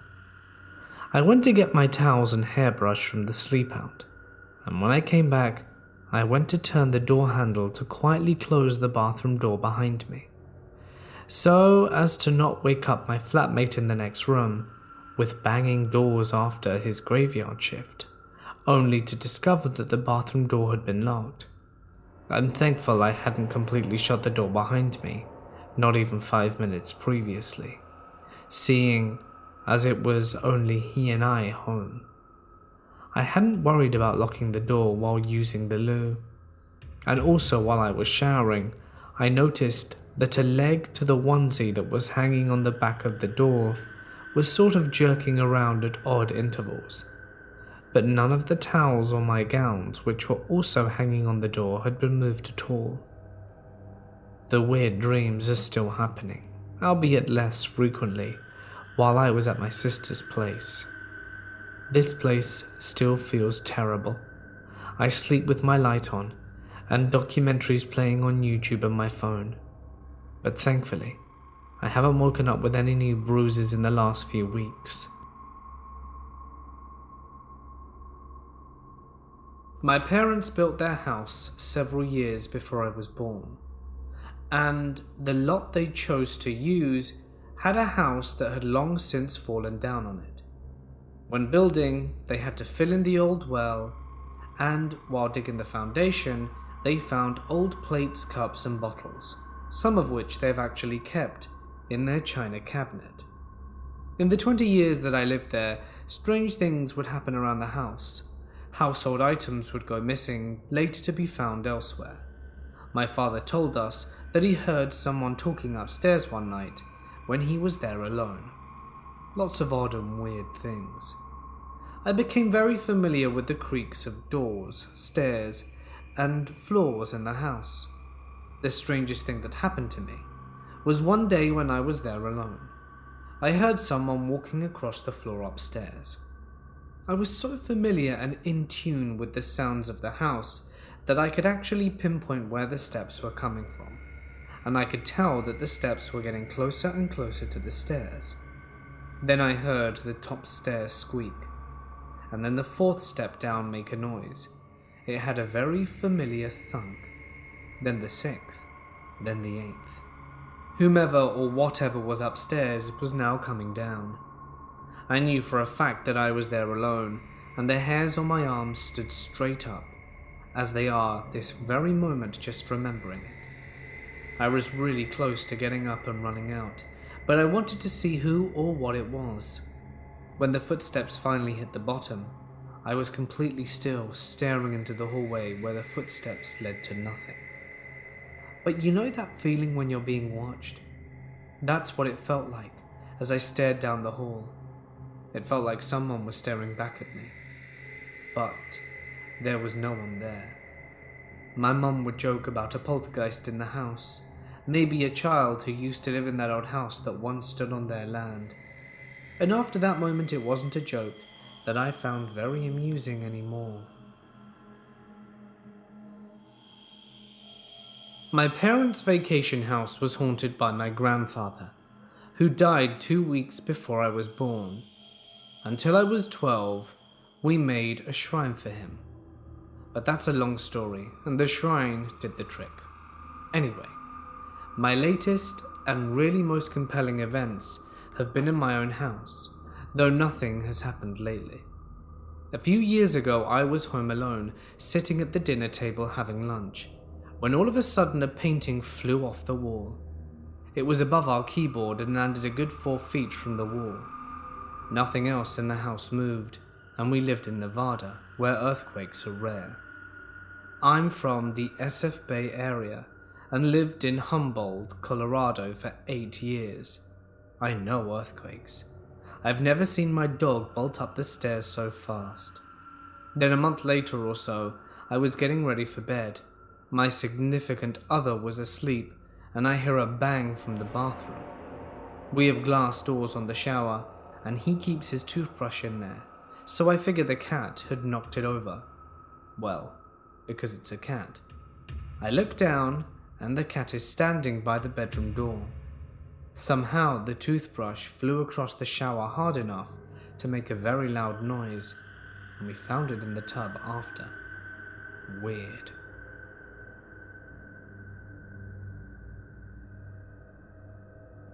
This was late November of 2012, and I was doing an install in a winery in Northern California. It was a long day because we were working out of town, so we worked late to get it finished in one day. I started driving home around midnight and had about a 3-hour drive back home to Oakland. It's about 1:30 a.m. and I'm outside of Stockton, and I see this girl standing on the side of the road in the middle of nowhere. She's wearing a white dress that ends at about 3 inches above her knees, and she's barefoot, with long black hair flowing down her shoulders, and is standing statuesquely. I look at her as I drove by, but she didn't move, didn't acknowledge my loud truck as it passed or anything. I was pretty freaked out, because you always hear stories like this, and then she appears in your vehicle, but that wasn't the case. She just stood there in the night. The thing that was most weird to me was that it was a cold night, about low 40s, and was drizzling a bit, and she was wearing a short dress with no shoes standing on the asphalt. If this is just some girl who does this for fun to freak people out, I feel like she would have been extremely cold and shivering. But this girl didn't move.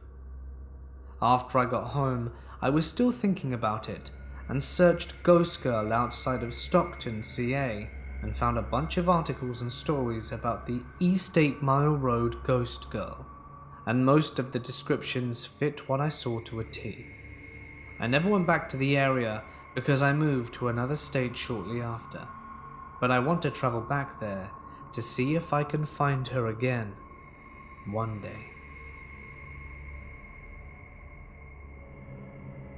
I used to work as a veterinary technician in an animal hospital that was generally accepted to be haunted. I mean, things would fall off the shelves out of nowhere. Strange shadowy figures would be seen walking in the halls out of the corner of eyes. The works. Well, one night I'm trying to get all the work done, and I'm feeling a little resentful because everyone else had left for the day without completing all the tasks. I'm close friends with the woman who will be opening the next morning, and damned if I'm gonna let her handle all the work by herself. We have a single hallway in the back. At either end is a door. Along one side are 4 doors that each lead into a ward. D ward was where we had the laundry machines, which were right inside the door in a short concrete hallway that led into the ward proper. Most of the rooms were around the corner, and at this time of day, we have most of the lights switched off throughout the hospital. One last load of laundry was all that remained between me and freedom, and I was ecstatic to pop the dryer open and fold it all. As I leaped into D ward, I got to work immediately. No sooner do I start folding the towels, do I hear the sound of slowly shuffling feet coming from around the corner in the unlit room. My muscles tighten. But if that's all that's happening, then I could finish the laundry and just go out without looking. For some reason, even though the light switch was within flickering distance, I had the dreaded feeling that reaching for it would somehow make things worse. Unfortunately for me, the closer I got to finishing the pile of towels, the faster the shuffling got. It sounded like worn leather shoes sliding along the concrete floor, more and more quickly, until the speed became utterly inhuman. Every hair was standing on the back of my neck as I threw the last towel into the pile and didn't even bother putting it away in the cabinets. I bolted out, set the locks, and fled from the hospital. The next day I tried testing a few things out in Mort D, but I could never quite replicate that sound that I heard. Nothing paranormal has ever happened to me. My auntie, who is pregnant, is ill, and she's staying in the hospital. She lives in a converted farmhouse in the countryside, up the road from our small town, so kind of in the middle of nowhere.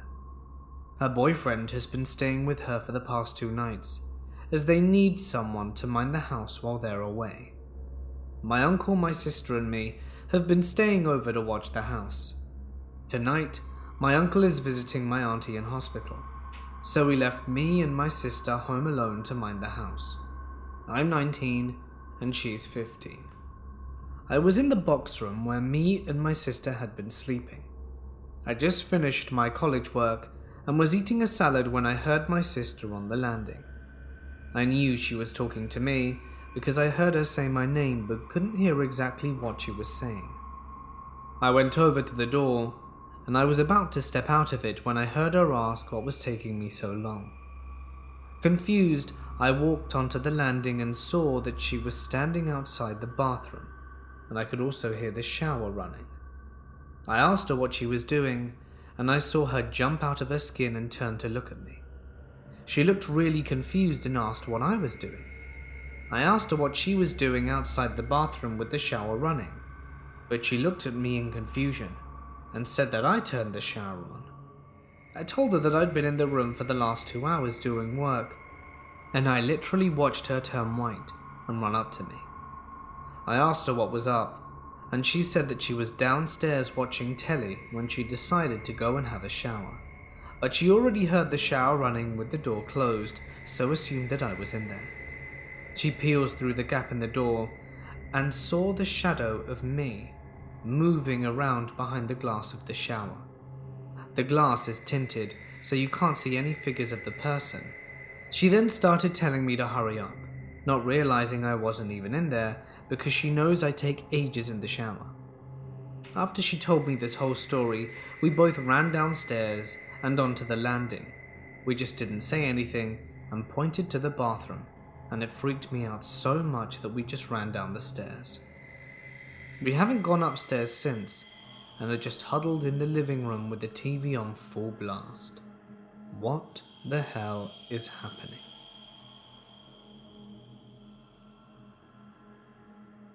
My wife and I used to live in this run-down duplex.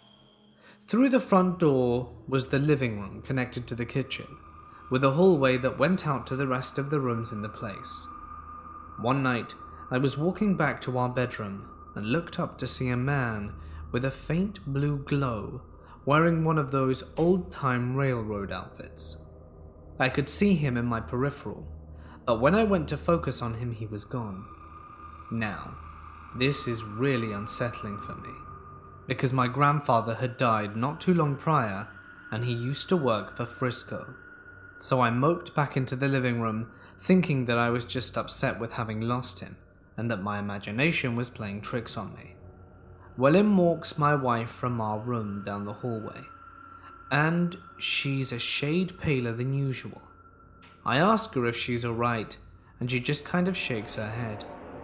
This is gonna sound crazy, but I just saw a guy with glowing blue eyes wearing this weird uniform, kind of like what you see in the movies for guys that used to work on railroads, and my jaw hit the floor. Neither of us were really freaked, even though we were a little startled, but my grandfather passed away before I was with my wife, and I never told her what he did for a living. A few days prior, my wife had drawn a salt line at the front door to keep slugs from coming into the house. There's a bonus creepy factor. I lived in a farm around 4 years ago. From the moment we moved there, I could tell something was wrong. I felt uneasy in there, as if there was something constantly spying on me. A little detail about the place and situation. We didn't technically own the place. It was borrowed from a woman that was trying to sell it. Call it a demo. So we didn't have access to the house and slept on the wooden storage house. The farm itself was like this. There was a barbed wire gate that you manually had to move in the entrance, and in front of it was an open empty field with one of those outside washrooms to the right. Passing by it, there was a small group of trees, and then the place where we slept.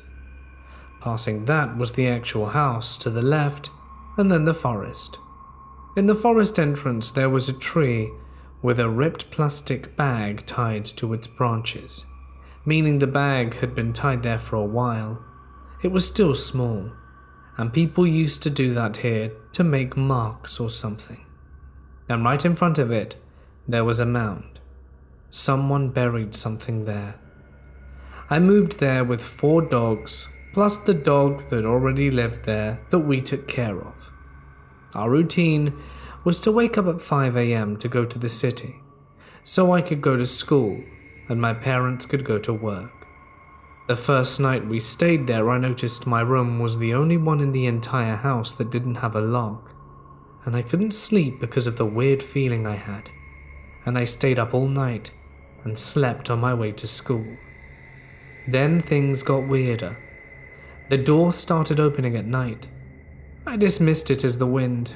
Cliché, I know, but it became more frequent and violent. Then, still on the first week, I saw it. It was a black humanoid figure with a white face. It was like the white face had empty sockets, and instead of a mouth, just an empty cavity in its face. It stood on my door entrance staring at me. I decided I would not sleep while I lived there, and I would bring myself to move or do anything. So I just kept staring at it to convince myself my mind was playing tricks on me. Then, some nights later, it became impossible to pretend, because it started moving and doing things. It entered my room, tapped on the window. It was a metal window that was right beside my bed, and slightly moved things and kept being a general creep. Whenever I shone light on it, it disappeared, but the eerie feeling persisted. I started keeping a flashlight in my room and playing music to keep myself calm and awake. Eventually I started falling asleep in some days, and in those days I would wake up with headaches and the feeling my eyes had been pushed into my skull. Every time I awoke, it was in pain. My parents eventually got security cameras because while we were in the city, some people entered the place to go fishing, as there was a shortcut to the neighboring farm lake through our forest. This is an important detail. Then one day my aunt went to visit. She had some weird superstitions and said the place had gold buried in it for some reason. She went to the forest and saw the mound under the marked tree I spoke about earlier, and decided it was a good idea to dig it up. Bad idea. I was digging it, and I need to describe what happened now very well to pass the feeling, so bear with me. There is a certain feeling of digging dirt that differs from rocks or mud or clay. I learnt this that day as I dug the hole. Then after going through a small layer of fragmented rock, I hit something soft and resistant that felt like leather. I hit it harder and pushed through it.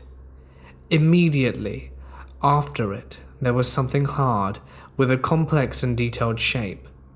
I tried to break through it since my aunt insisted it was a protection for the gold, and my parents were just whipping me into helping her. But it was no use, and it occupied most of the area of the hole, so we couldn't dig around it. It was like the hole was made specifically to bury it. My aunt then said she would cover the hole. She didn't cover it, and we went home. That night was hell. There was no tapping on the window. There was a strong banging. The thing kept entering my room non-stop, and even the flashlight wasn't working.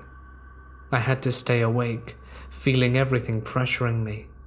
My door wouldn't close, and the thing would make noises and would be there staring at me. Now this is the part that makes the security cameras so important.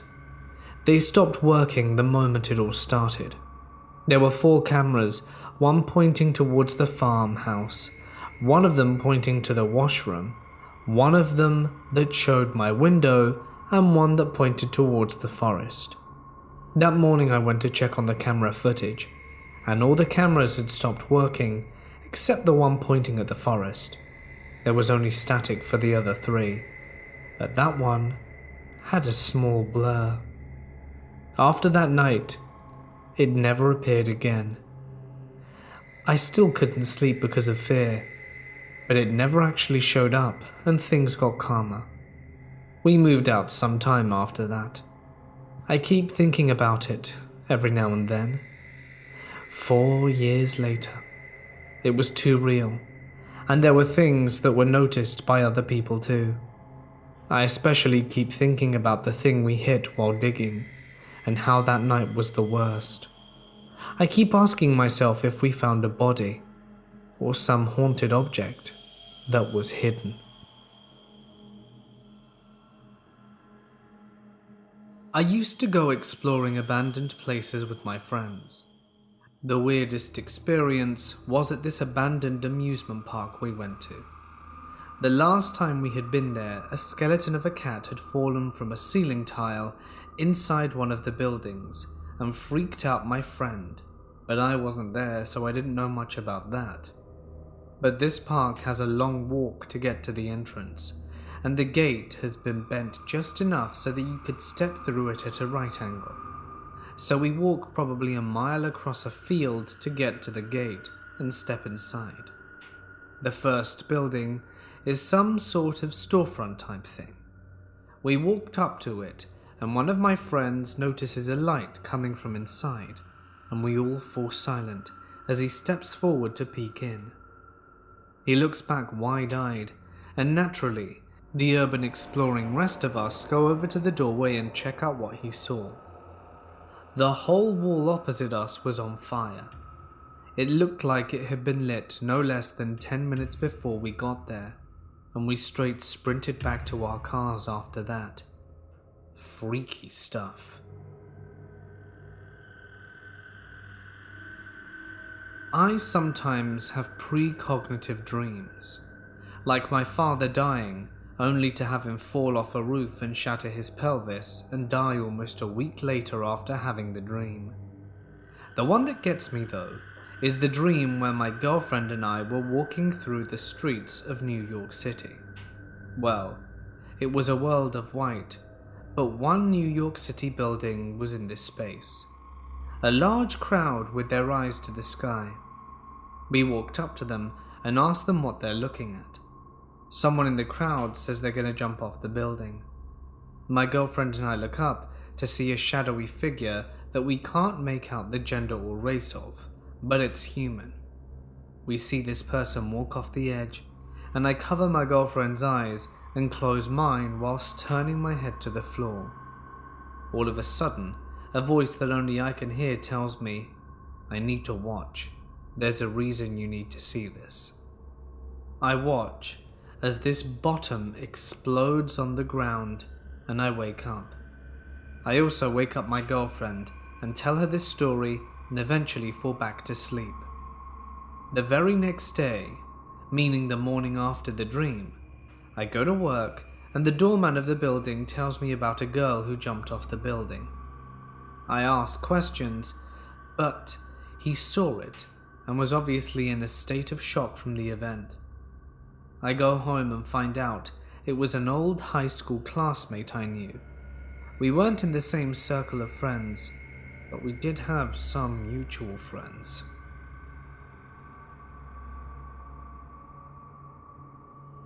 Senior year of college, my best friend Emma and I are living together in an apartment. Just us two in a 2-bedroom. One day, the key to our mailbox that she swears she remembers putting at our table by the door disappears. She had an important piece of mail coming later, so she'd placed it there specifically so that she could run out of the mailbox when she got home from class. We searched the house after and looked everywhere, and finally after a few weeks we decided that one of us must have lost it, and we finally had to ask our landlord for a new one. It was just an annoying household mystery until one night a few months later. Emma is a super spiritual person, claiming she can feel presences and stuff like that. Personally, I thought it was bull. For example, she has always claimed that when she passes under a streetlight in her car, it flickers off while she's below it, and comes back on when she's looking at it in her rearview mirror. I can always tell how dumb that sounds, but she's below the light so you can see it. She was driving home one night along a long street, and the streetlight phenomenon kept happening to her. She arrived at our place and immediately mentioned the streetlight thing was in full force, and she felt like she had a presence with her. I literally said out loud, "Why would a ghost be able to change the lights, Emma?" Right as I said that, the lights in our apartment went out for 10 seconds and turned back on. Needless to say, we were both scared, and we freaked out for a while and finally calmed down. I turned on a Spotify playlist, and we settled in for the evening, chatting over glasses of wine. About 10 minutes after the light incident happened, the speaker starts playing static in the middle of a song. I'd never heard this speaker have this kind of problem before, and hasn't had it since. I rushed over to turn the speaker off, but the static stopped abruptly, and my phone randomly put on a different song from my playlist. Before I reached the speaker, I had chills again. The new song was called Ghosts. We finally calmed down enough to go to bed and wake up the next morning. A friend of ours comes over and we're making a little brunch.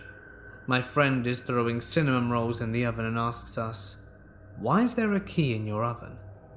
The mysteriously vanishing mail key was literally balanced across the rack in the oven. Not on the bottom of the oven. This tiny key was sitting on 2 wires in the oven perfectly. Literally, there's no way it could have just fallen and landed in there like that. It had to have been put in there purposely by someone. We moved out about a month later, but there were no more surprises. I'm still a huge skeptic, but even I have to admit that I can't explain the events of that night and morning. My mother moved into a rental home recently.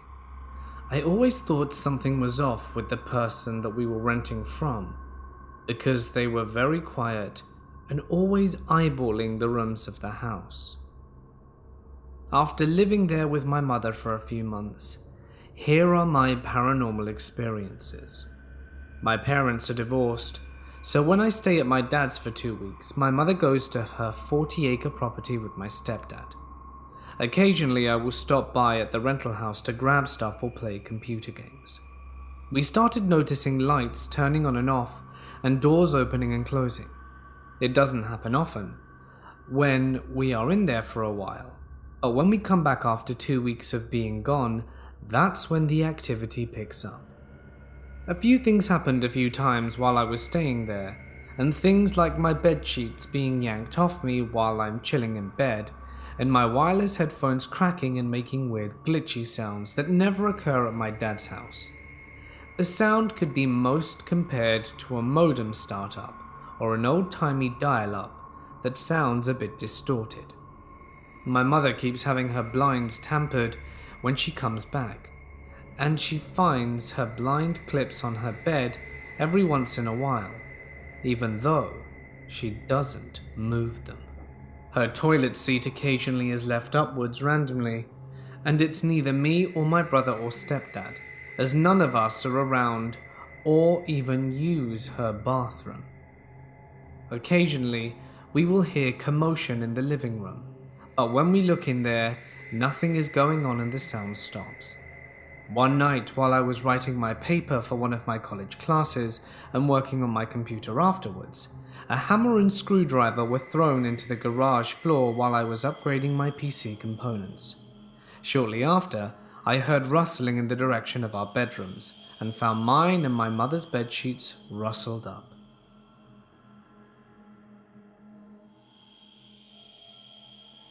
I was raised in a 3-room mobile home, and me and my brother shared the master bedroom, because my mum would rent out one room since my dad was no longer with us. My little brother and sister would sleep in the same room with my mum and my mother's boyfriend, since the room that they stayed in was the same size as the master bedroom, except it didn't have a restroom in the room. While growing up, I've always had an open mind for the supernatural world, so sometimes I would see or hear things, and I wouldn't know if what I saw or heard on my own was actually the supernatural, or just my mind playing tricks on me. But everything happened in my room. Sometimes I would ask my brother and my mum if they saw or heard the same thing. My mum would say that she didn't, and that my mind was playing tricks on me, and to not tell my sister or brother because she didn't want me to scare them. On the other hand, my brother would say I were crazy, as he did not believe in the supernatural. But that all changed once they had their own experiences with the paranormal. My mum's experience happened when she was pregnant with my little brother, and I was in junior year of high school. Once I got home from school, my mum was sitting outside waiting for me, and I asked her, "Why are you waiting outside?" She tells me that she got scared inside the house and decided to wait for me out here. My mum tells me that she was home alone cooking, and it was quiet, when out of nowhere she hears a loud bang coming from my room, as if someone dropped my air conditioning. Her first thought was that someone was trying to rob the house, so she grabs the knife and turns off everything, so that they think no one's home, and she waits at the end of the hallway in case they come out. As she waits, she hears noises and footsteps coming from my mum's room, to the point where she hears more than one person. She hears them throwing papers around and knocking down objects, and she starts to get scared, but she tries to stay calm after waiting for 10 minutes. And it gets quiet, and after 5 minutes of pure silence, she gets the courage to open my door, and she hears and sees nothing, just the way I had left my room before I left school. While realizing nothing happened in my room, she realizes that someone tall is standing behind her, and her body is overtaken by sadness and fear, so she starts to break down. She gains the courage to look behind her, and sees that no one's there, and she decides to go outside as fast as she can to wait for me. Nowadays, after I moved out, she tells me that she sometimes hears my voice calling her from a distance while I'm at work, and at night, she sees either an adult sitting on the couch looking at her, or a little kid sitting on the flower throw when no one's there. My brother's experience happened when he was 20, and I was 19, and my other brother had come down from college to visit. It was 11 p.m. while I was at my friend's house. Once I get home, he asked me if I had came home and tell him no, that I was at my friend's house with a group of friends sitting down and chatting, and I ask him what happened. He tells me, you tell us you heard and saw something and we think you're dumb and going crazy?" He begins to tell me his story, that he was in the restroom doing the number 2, and after a while in the restroom he hears footsteps through the wall, thinking it's me because he heard the door open and then close. He begins to call out my name, hoping that I respond, but it's quiet. But he hears someone inside the room sitting down on the chair rocking back and forth, and keeps calling out to me. He begins to hear someone grabbing at his college homework and throwing it around and ripping it up, so he starts to call me out. He gets angry because he just finished cleaning, and says he hadn't heard someone's voice. He hurried up out of the restroom, only to see the room was perfectly clean and no one was in there. He goes to the kitchen and asked if anyone had went into the room. My mum answered that no one had ever gone over there or near the door. He explains to her what he heard, and ever since then has also believed in the supernatural. While I was growing up, I always heard and saw things, so I've always been a believer, but it never bothered me, and I was never scared of the paranormal. I was 20 years old when I had astro projected the first time that I remember. Me and my girlfriend had 2 pit bulls that lived at my mum's house at the time, and my brother was in college. My girlfriend's shift was from 6:45 a.m. to 3:15. In my case, my schedule was all over the place, so my sleep schedule was messed up. But one of my shifts I worked at night, so I would arrive home at around 6:30 a.m. When I get home, I usually let my mum know I'm going to bed, so she doesn't begin to worry about where I am. As I'm getting ready to sleep, I face the edge, because if I face the wall, I feel someone's presence standing behind me, especially sitting down on my chair. I was asleep. I rolled over, and it turned out to be that my spiritual self had rolled over instead of my physical body.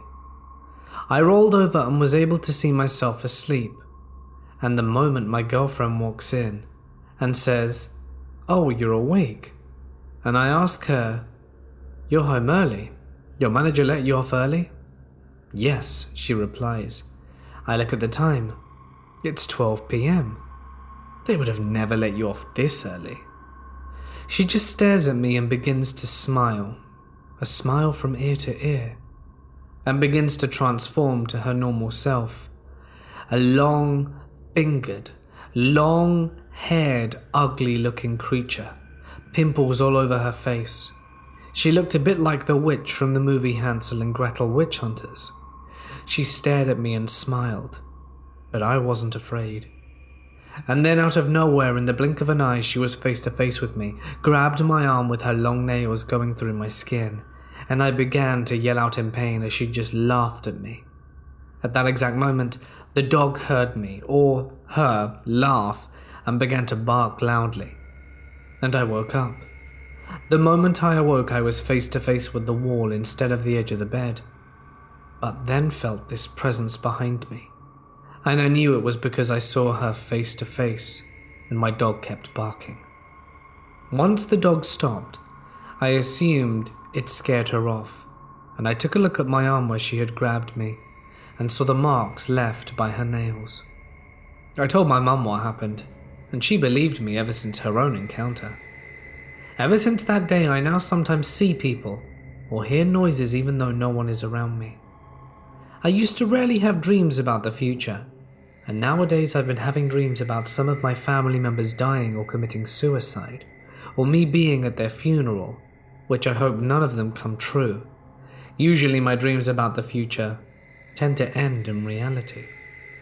I've told my story to people, and they begin to talk to me about a third eye or my sixth sense, but now I'm starting to think that when the demon grabbed my arm, I think she helped me unlock something. Because wherever I go, I feel a presence around, like someone is staring at me from a distance. Or sometimes I'm able to see it from the corner of my eye. When I look, no one's there. People call me crazy, but they can call me whatever they want. They just need to experience it firsthand in order to truly understand and become a believer themselves. One time, I drove back to college after Christmas, but before the winter break was over, so I was the first of my roommates to get back to the house we were renting. Our house was in a pretty isolated spot on the outskirts of a town in upstate New York. I pulled into the driveway behind the house and went to the trunk and grabbed one of my bags and then ran inside, because I had to use the bathroom badly, as I'd been on the road for 5 hours. I was inside the house using the bathroom for about 5 minutes, and after I went back outside to get the rest of my stuff from the car, there were footprints in the snow all around it. Now, as I said, I was alone in the middle of nowhere. The only set of footprints should have been mine from where I'd gotten out of the car on the driver's side and walked to the trunk, and then walked to the back door. Yet now, there was another set of footprints circling the car, and then leading into the woods at the back of the property.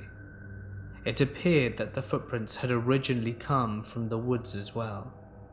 I had left my trunk open when I was inside because I assumed I was alone, and nothing had been taken. But someone had seen me arrive, come out of the woods, circled my car, and gone back in.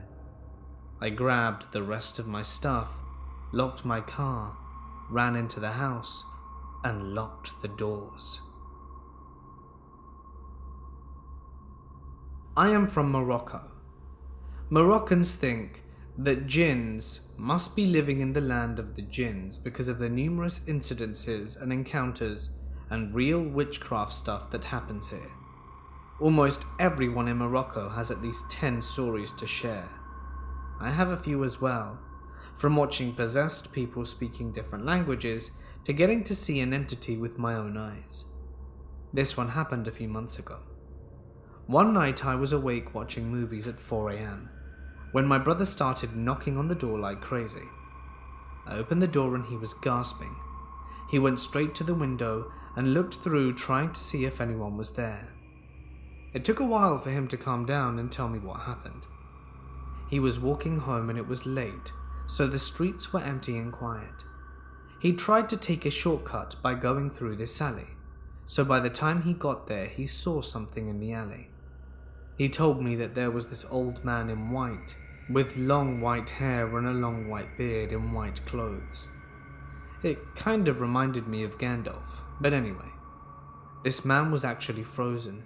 He was standing in the middle of the alley looking up, and not moving at all at 4 a.m. My brother stopped and stared at a distance, and suddenly this guy turned his head so fast and stared back at my brother, and he had no facial expressions when he began running towards him. He was running so fast, it was impossible for a man his age. My brother fled, and didn't stop running nor looking back until he got home.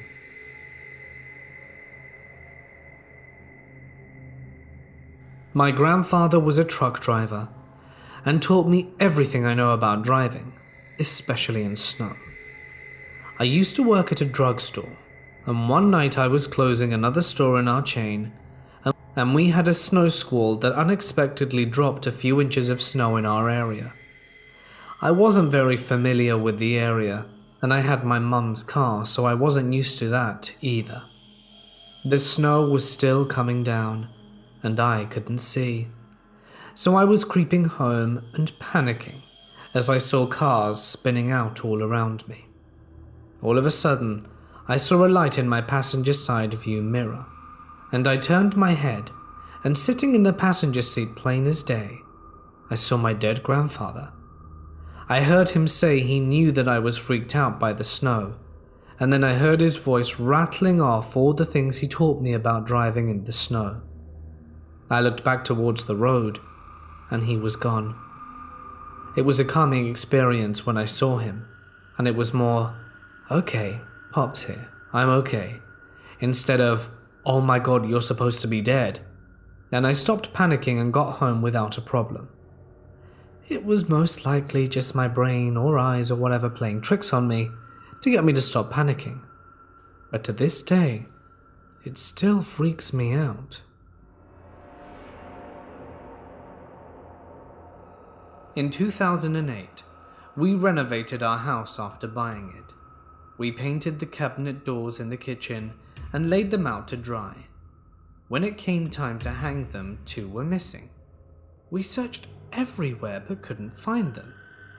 I ordered replacements, but never got around to putting them up. We just got too used to the middle cabinets being shelves. About a year and a half go by, and I decided to paint the replacement doors and put them up. I painted them, then got busy at work and never got around to putting them up. Less than a year ago, I searched everywhere looking for the doors. I finally found them in the attic, leaning across the access to a way that caused them to fall out of the attic when I opened the access. I cannot remember the last time I went into the attic before then. My wife can't even reach the access pull, so I know it couldn't have been her to put them up there. We've still not found the original doors, nor do we know how these got up there. Creepy.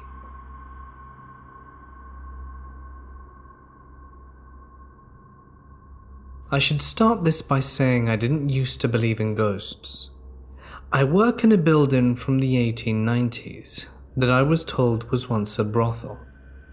Once I was working at night, when no one else was there, to get some extra work done. A lot of weird stuff happens on the second floor, and a little after 3 a.m, I had to go up there and put some things away and lock up. The light switch is at the top of the stairs, so I had to walk up the stairs in the dark.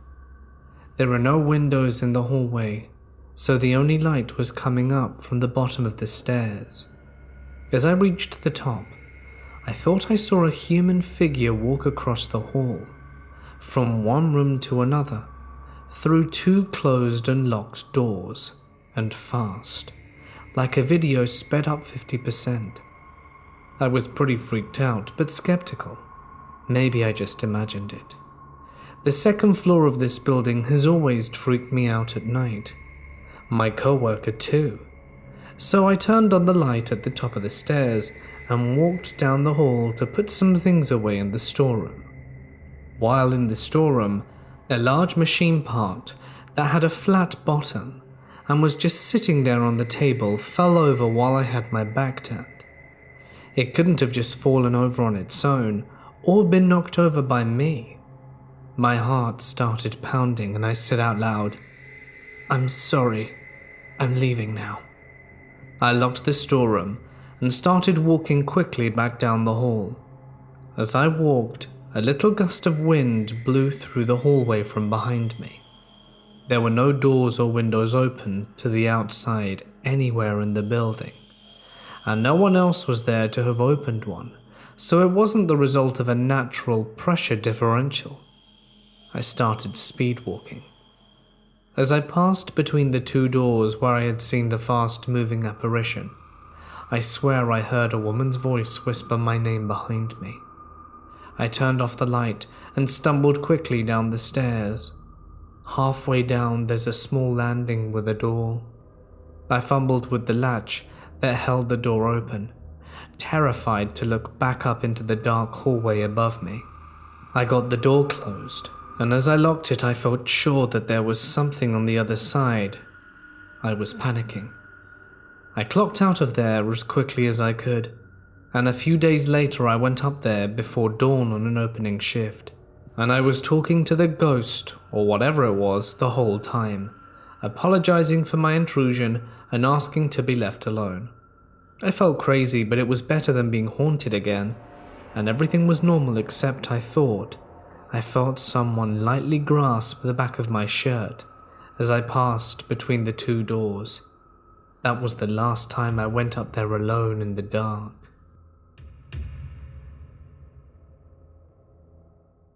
I used to have a penchant for wandering around abandoned buildings when I was in high school. One time a friend and I decided it would be a good idea to explore a farmstead that hadn't been in use for years. The whole experience was really bizarre. The farmstead was accessible by a long gravel road that brought you to a cluster of dilapidated buildings around a central barn. We parked at the end of a gravel road and turned off to the main road so that we could walk around the property and just pull out quickly later. We went into the barn first, and there were deer bones arranged in a circle around the skull, and a bunch of blankets and wood stacked in a corner of the room. We thought it was really cultish and weird, and noped out of there and began making our way back to the car. Halfway down the gravel road we heard crunching, heavy footsteps, and someone screeching behind us, a blood-curdling scream. We sprinted back to my car and tried to peel out of there as fast as possible, but it had snowed the night prior, and my back tire was stuck in a puddle of melted snow. My friend was screaming because she was freaked out and wouldn't turn to look at the path behind us. By the time I had gotten the car unstuck, She turned around to see if there was something following us, but there was nothing there. It could have been a bird or something, but we both swear up and down to this day that something was following us. I actually thought I was going to die that day.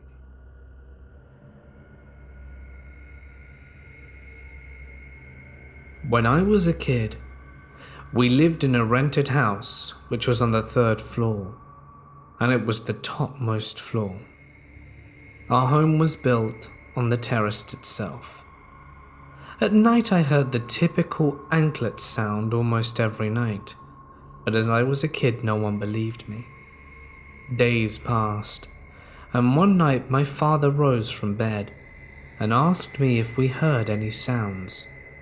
I screamed that I did, and all of us went to the terrace to see if anyone was there. What came as a shock was all the families who were living in that building were on the terrace, and they were all wondering about the sound and where it was coming from. The sound that we'd all heard was no longer there. But once everyone had turned off the lights and returned to bed, did I hear it about an inch from my ear, as did my parents. We were very freaked out, but the sounds ceased a few days later. We moved into a new city after that, bought our own house, and that strange sound followed me to my personal room. But after a few days it faded completely. Me and my sister had adjacent rooms. My room was quite a bit bigger than hers, and sometimes felt empty. Every sound echoed. My sister left home for her job in a different city. I took her room as it was the perfect size, with the perfect furniture for my studies. In a few months, some strange things started happening. I was, and still am, a TV show fanatic, and used to watch comedy shows regularly till morning on my laptop. My room was on the 1st floor, and my parents' room was on the ground floor. Soon after the anklet episode, I once heard a very loud thud that came from the terrace. I suspected thieves, so I went to get my baseball bat and sprinted towards the terrace at 3 a.m. It sounded like something jumped and fell hard on the ground. I found no one on the terrace, and it happened every other night. I started ignoring it after a while.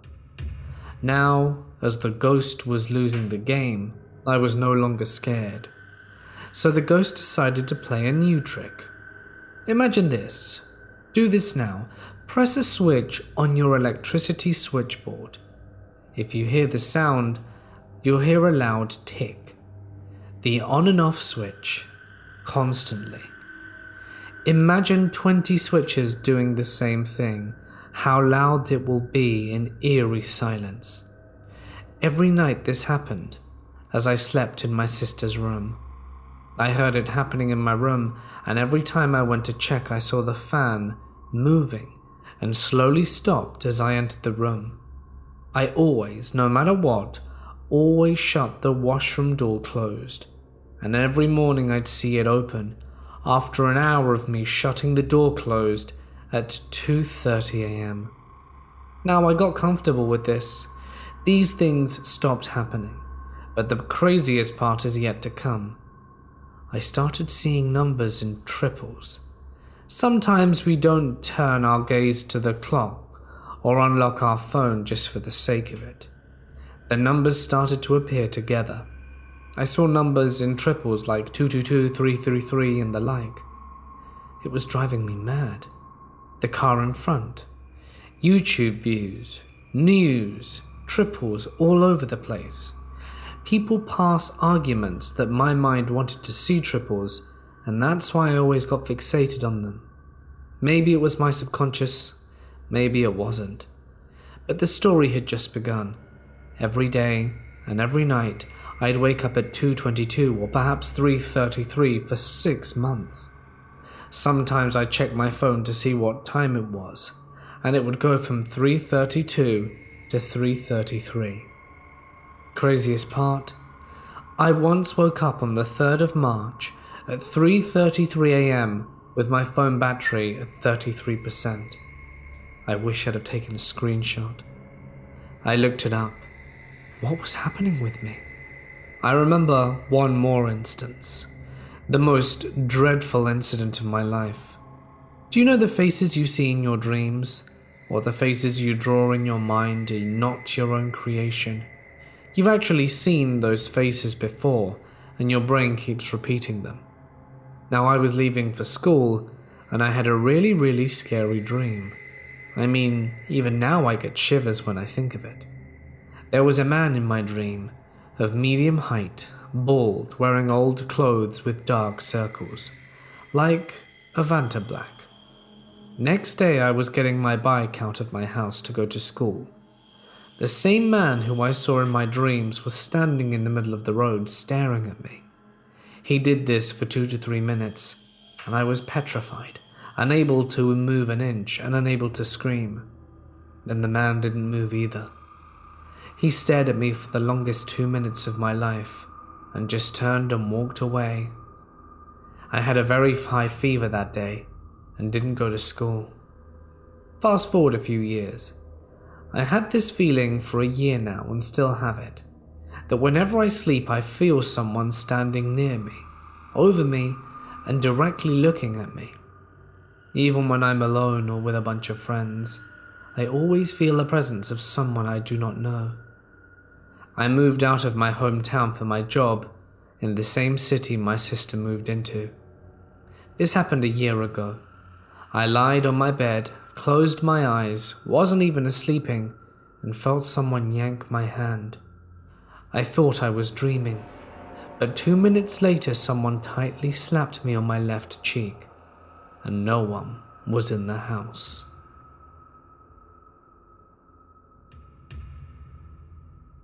My friend asked me if I would go to her house after work to feed her dog, as she would not be able to make it until 3 a.m. as she worked in a bar. I get to her house at 8:30 p.m. I have the key she left under the mat, unlock the door, and once I'm in I turn off the alarm and put the key in a white bowl by the door, and I'm 100% sure that's where I put it. I feed the dog, play with him for a little while, and when I went to lock up the house again, the key was gone. Just then the dog started furiously barking and ran full speed out of the kitchen and up the stairs. He just sat there growling at nothing. The feeling that eventually came over me at the time was so strange. I randomly burst out crying and couldn't stop. Eventually I calmed down, put the dog back in the kitchen, and looked for the key. It was literally nowhere. I ended up finding another key that worked, so I just locked the house and left. I told my friend, and she looked for a week, but couldn't find it. Then one day, the key was back in the white bowl. Due to my father's work, we were constantly chasing after his jobs, sometimes spending only a few months in a single location.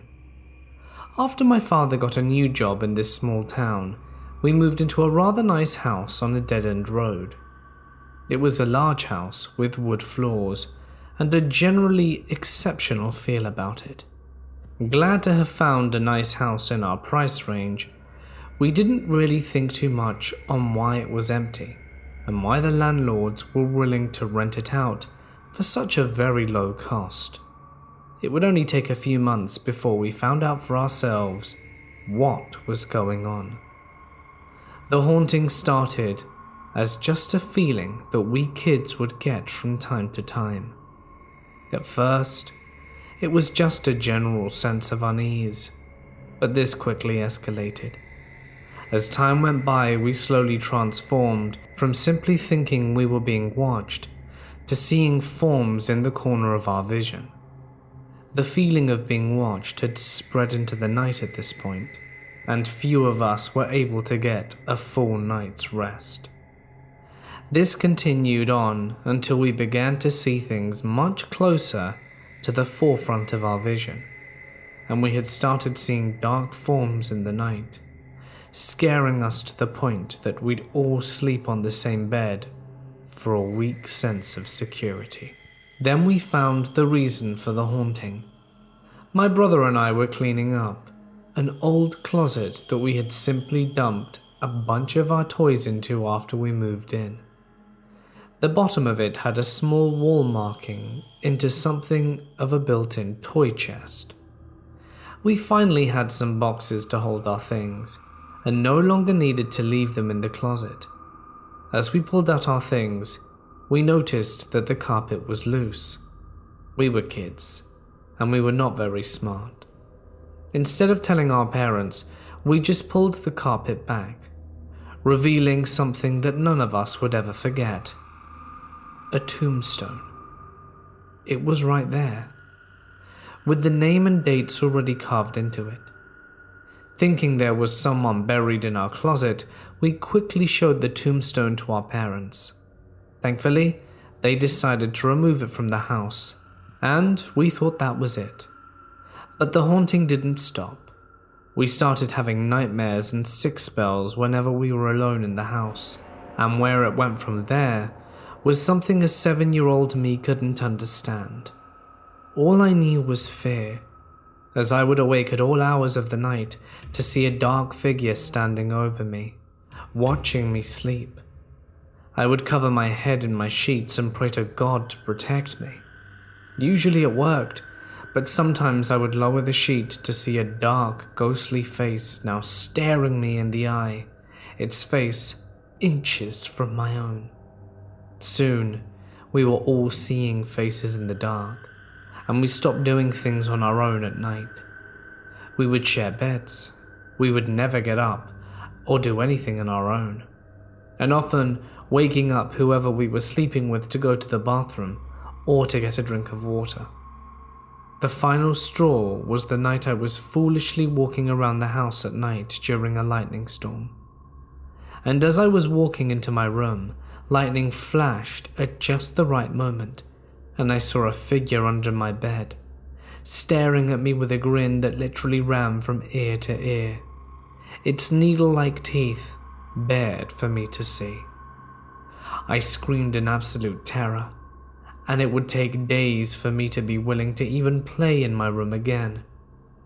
We removed the bed frames and started sleeping with our mattresses on the floor for protection from whatever it was that I saw. But the nightmares and sightings continued. Thankfully, my father's job moved to a new location, and we were able to leave that house. In just 6 months, we went from happy to having such a nice home to wanting nothing more than to leave it behind. I will never forget that horror, and it has left permanent scars on my soul.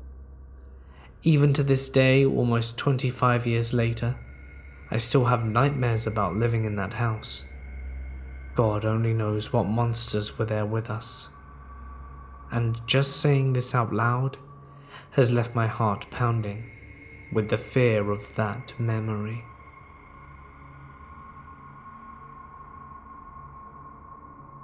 I've always felt like I was being watched in my room, and if I had the door open to the hallway, I'd swear I'd always see someone walk by the corner of my eye. We had 2 cats, and sometimes they'd be in my room sleeping. They would sit bolt up, stare at the door, and nothing I did could move them for a long time. This happened often. One day, in my bathroom, the shelf that had my sister's beauty stuff randomly lost hold of all of the items. The thing was, the shelf wasn't loose or hanging, and all the stuff had to bounce out of our 2-inch high lip into the sink. One time, in the middle of the night, my sister's 100-year-old dresser she got as a gift from our grandma just fell over. This thing weighed a ton and was built like a tank. My sister said she heard the sound of someone pushing it. My mom and sister used to yell at me for sneaking around the house. Only I wasn't, or I wasn't home. They said they saw a man in the shadows and thought it was me because it was about my height. One day we also ran into the old owner, and my mum casually asked the lady if she had ever experienced anything in the house. The lady started crying and said no one believed her, but yes, she experienced a lot there too. I moved out of there and don't miss the place. About 4 years ago, we heard my grandmother fell and hit her head and wasn't going to make it. We drove 4 hours south to get to see her one last time. My mum was distraught. She was riding back with some other family. My sister had to drive us home. We were pulling off on the side road, and I can't remember what we were doing over there, but we were waiting for cars to pass so that we could do a U-turn. I turn around and look to see a car approaching. My sister then says, "I'm gonna hit this car." I thought she was messing around or something. Then as the car starts to pass us, my sister hits the gas and swerves into it. Amazingly, we didn't actually hit it. The other driver had insane reflexes and swerved us around, and didn't even honk or stop. My sister instantly started to freak out and said she didn't see it. I was confused.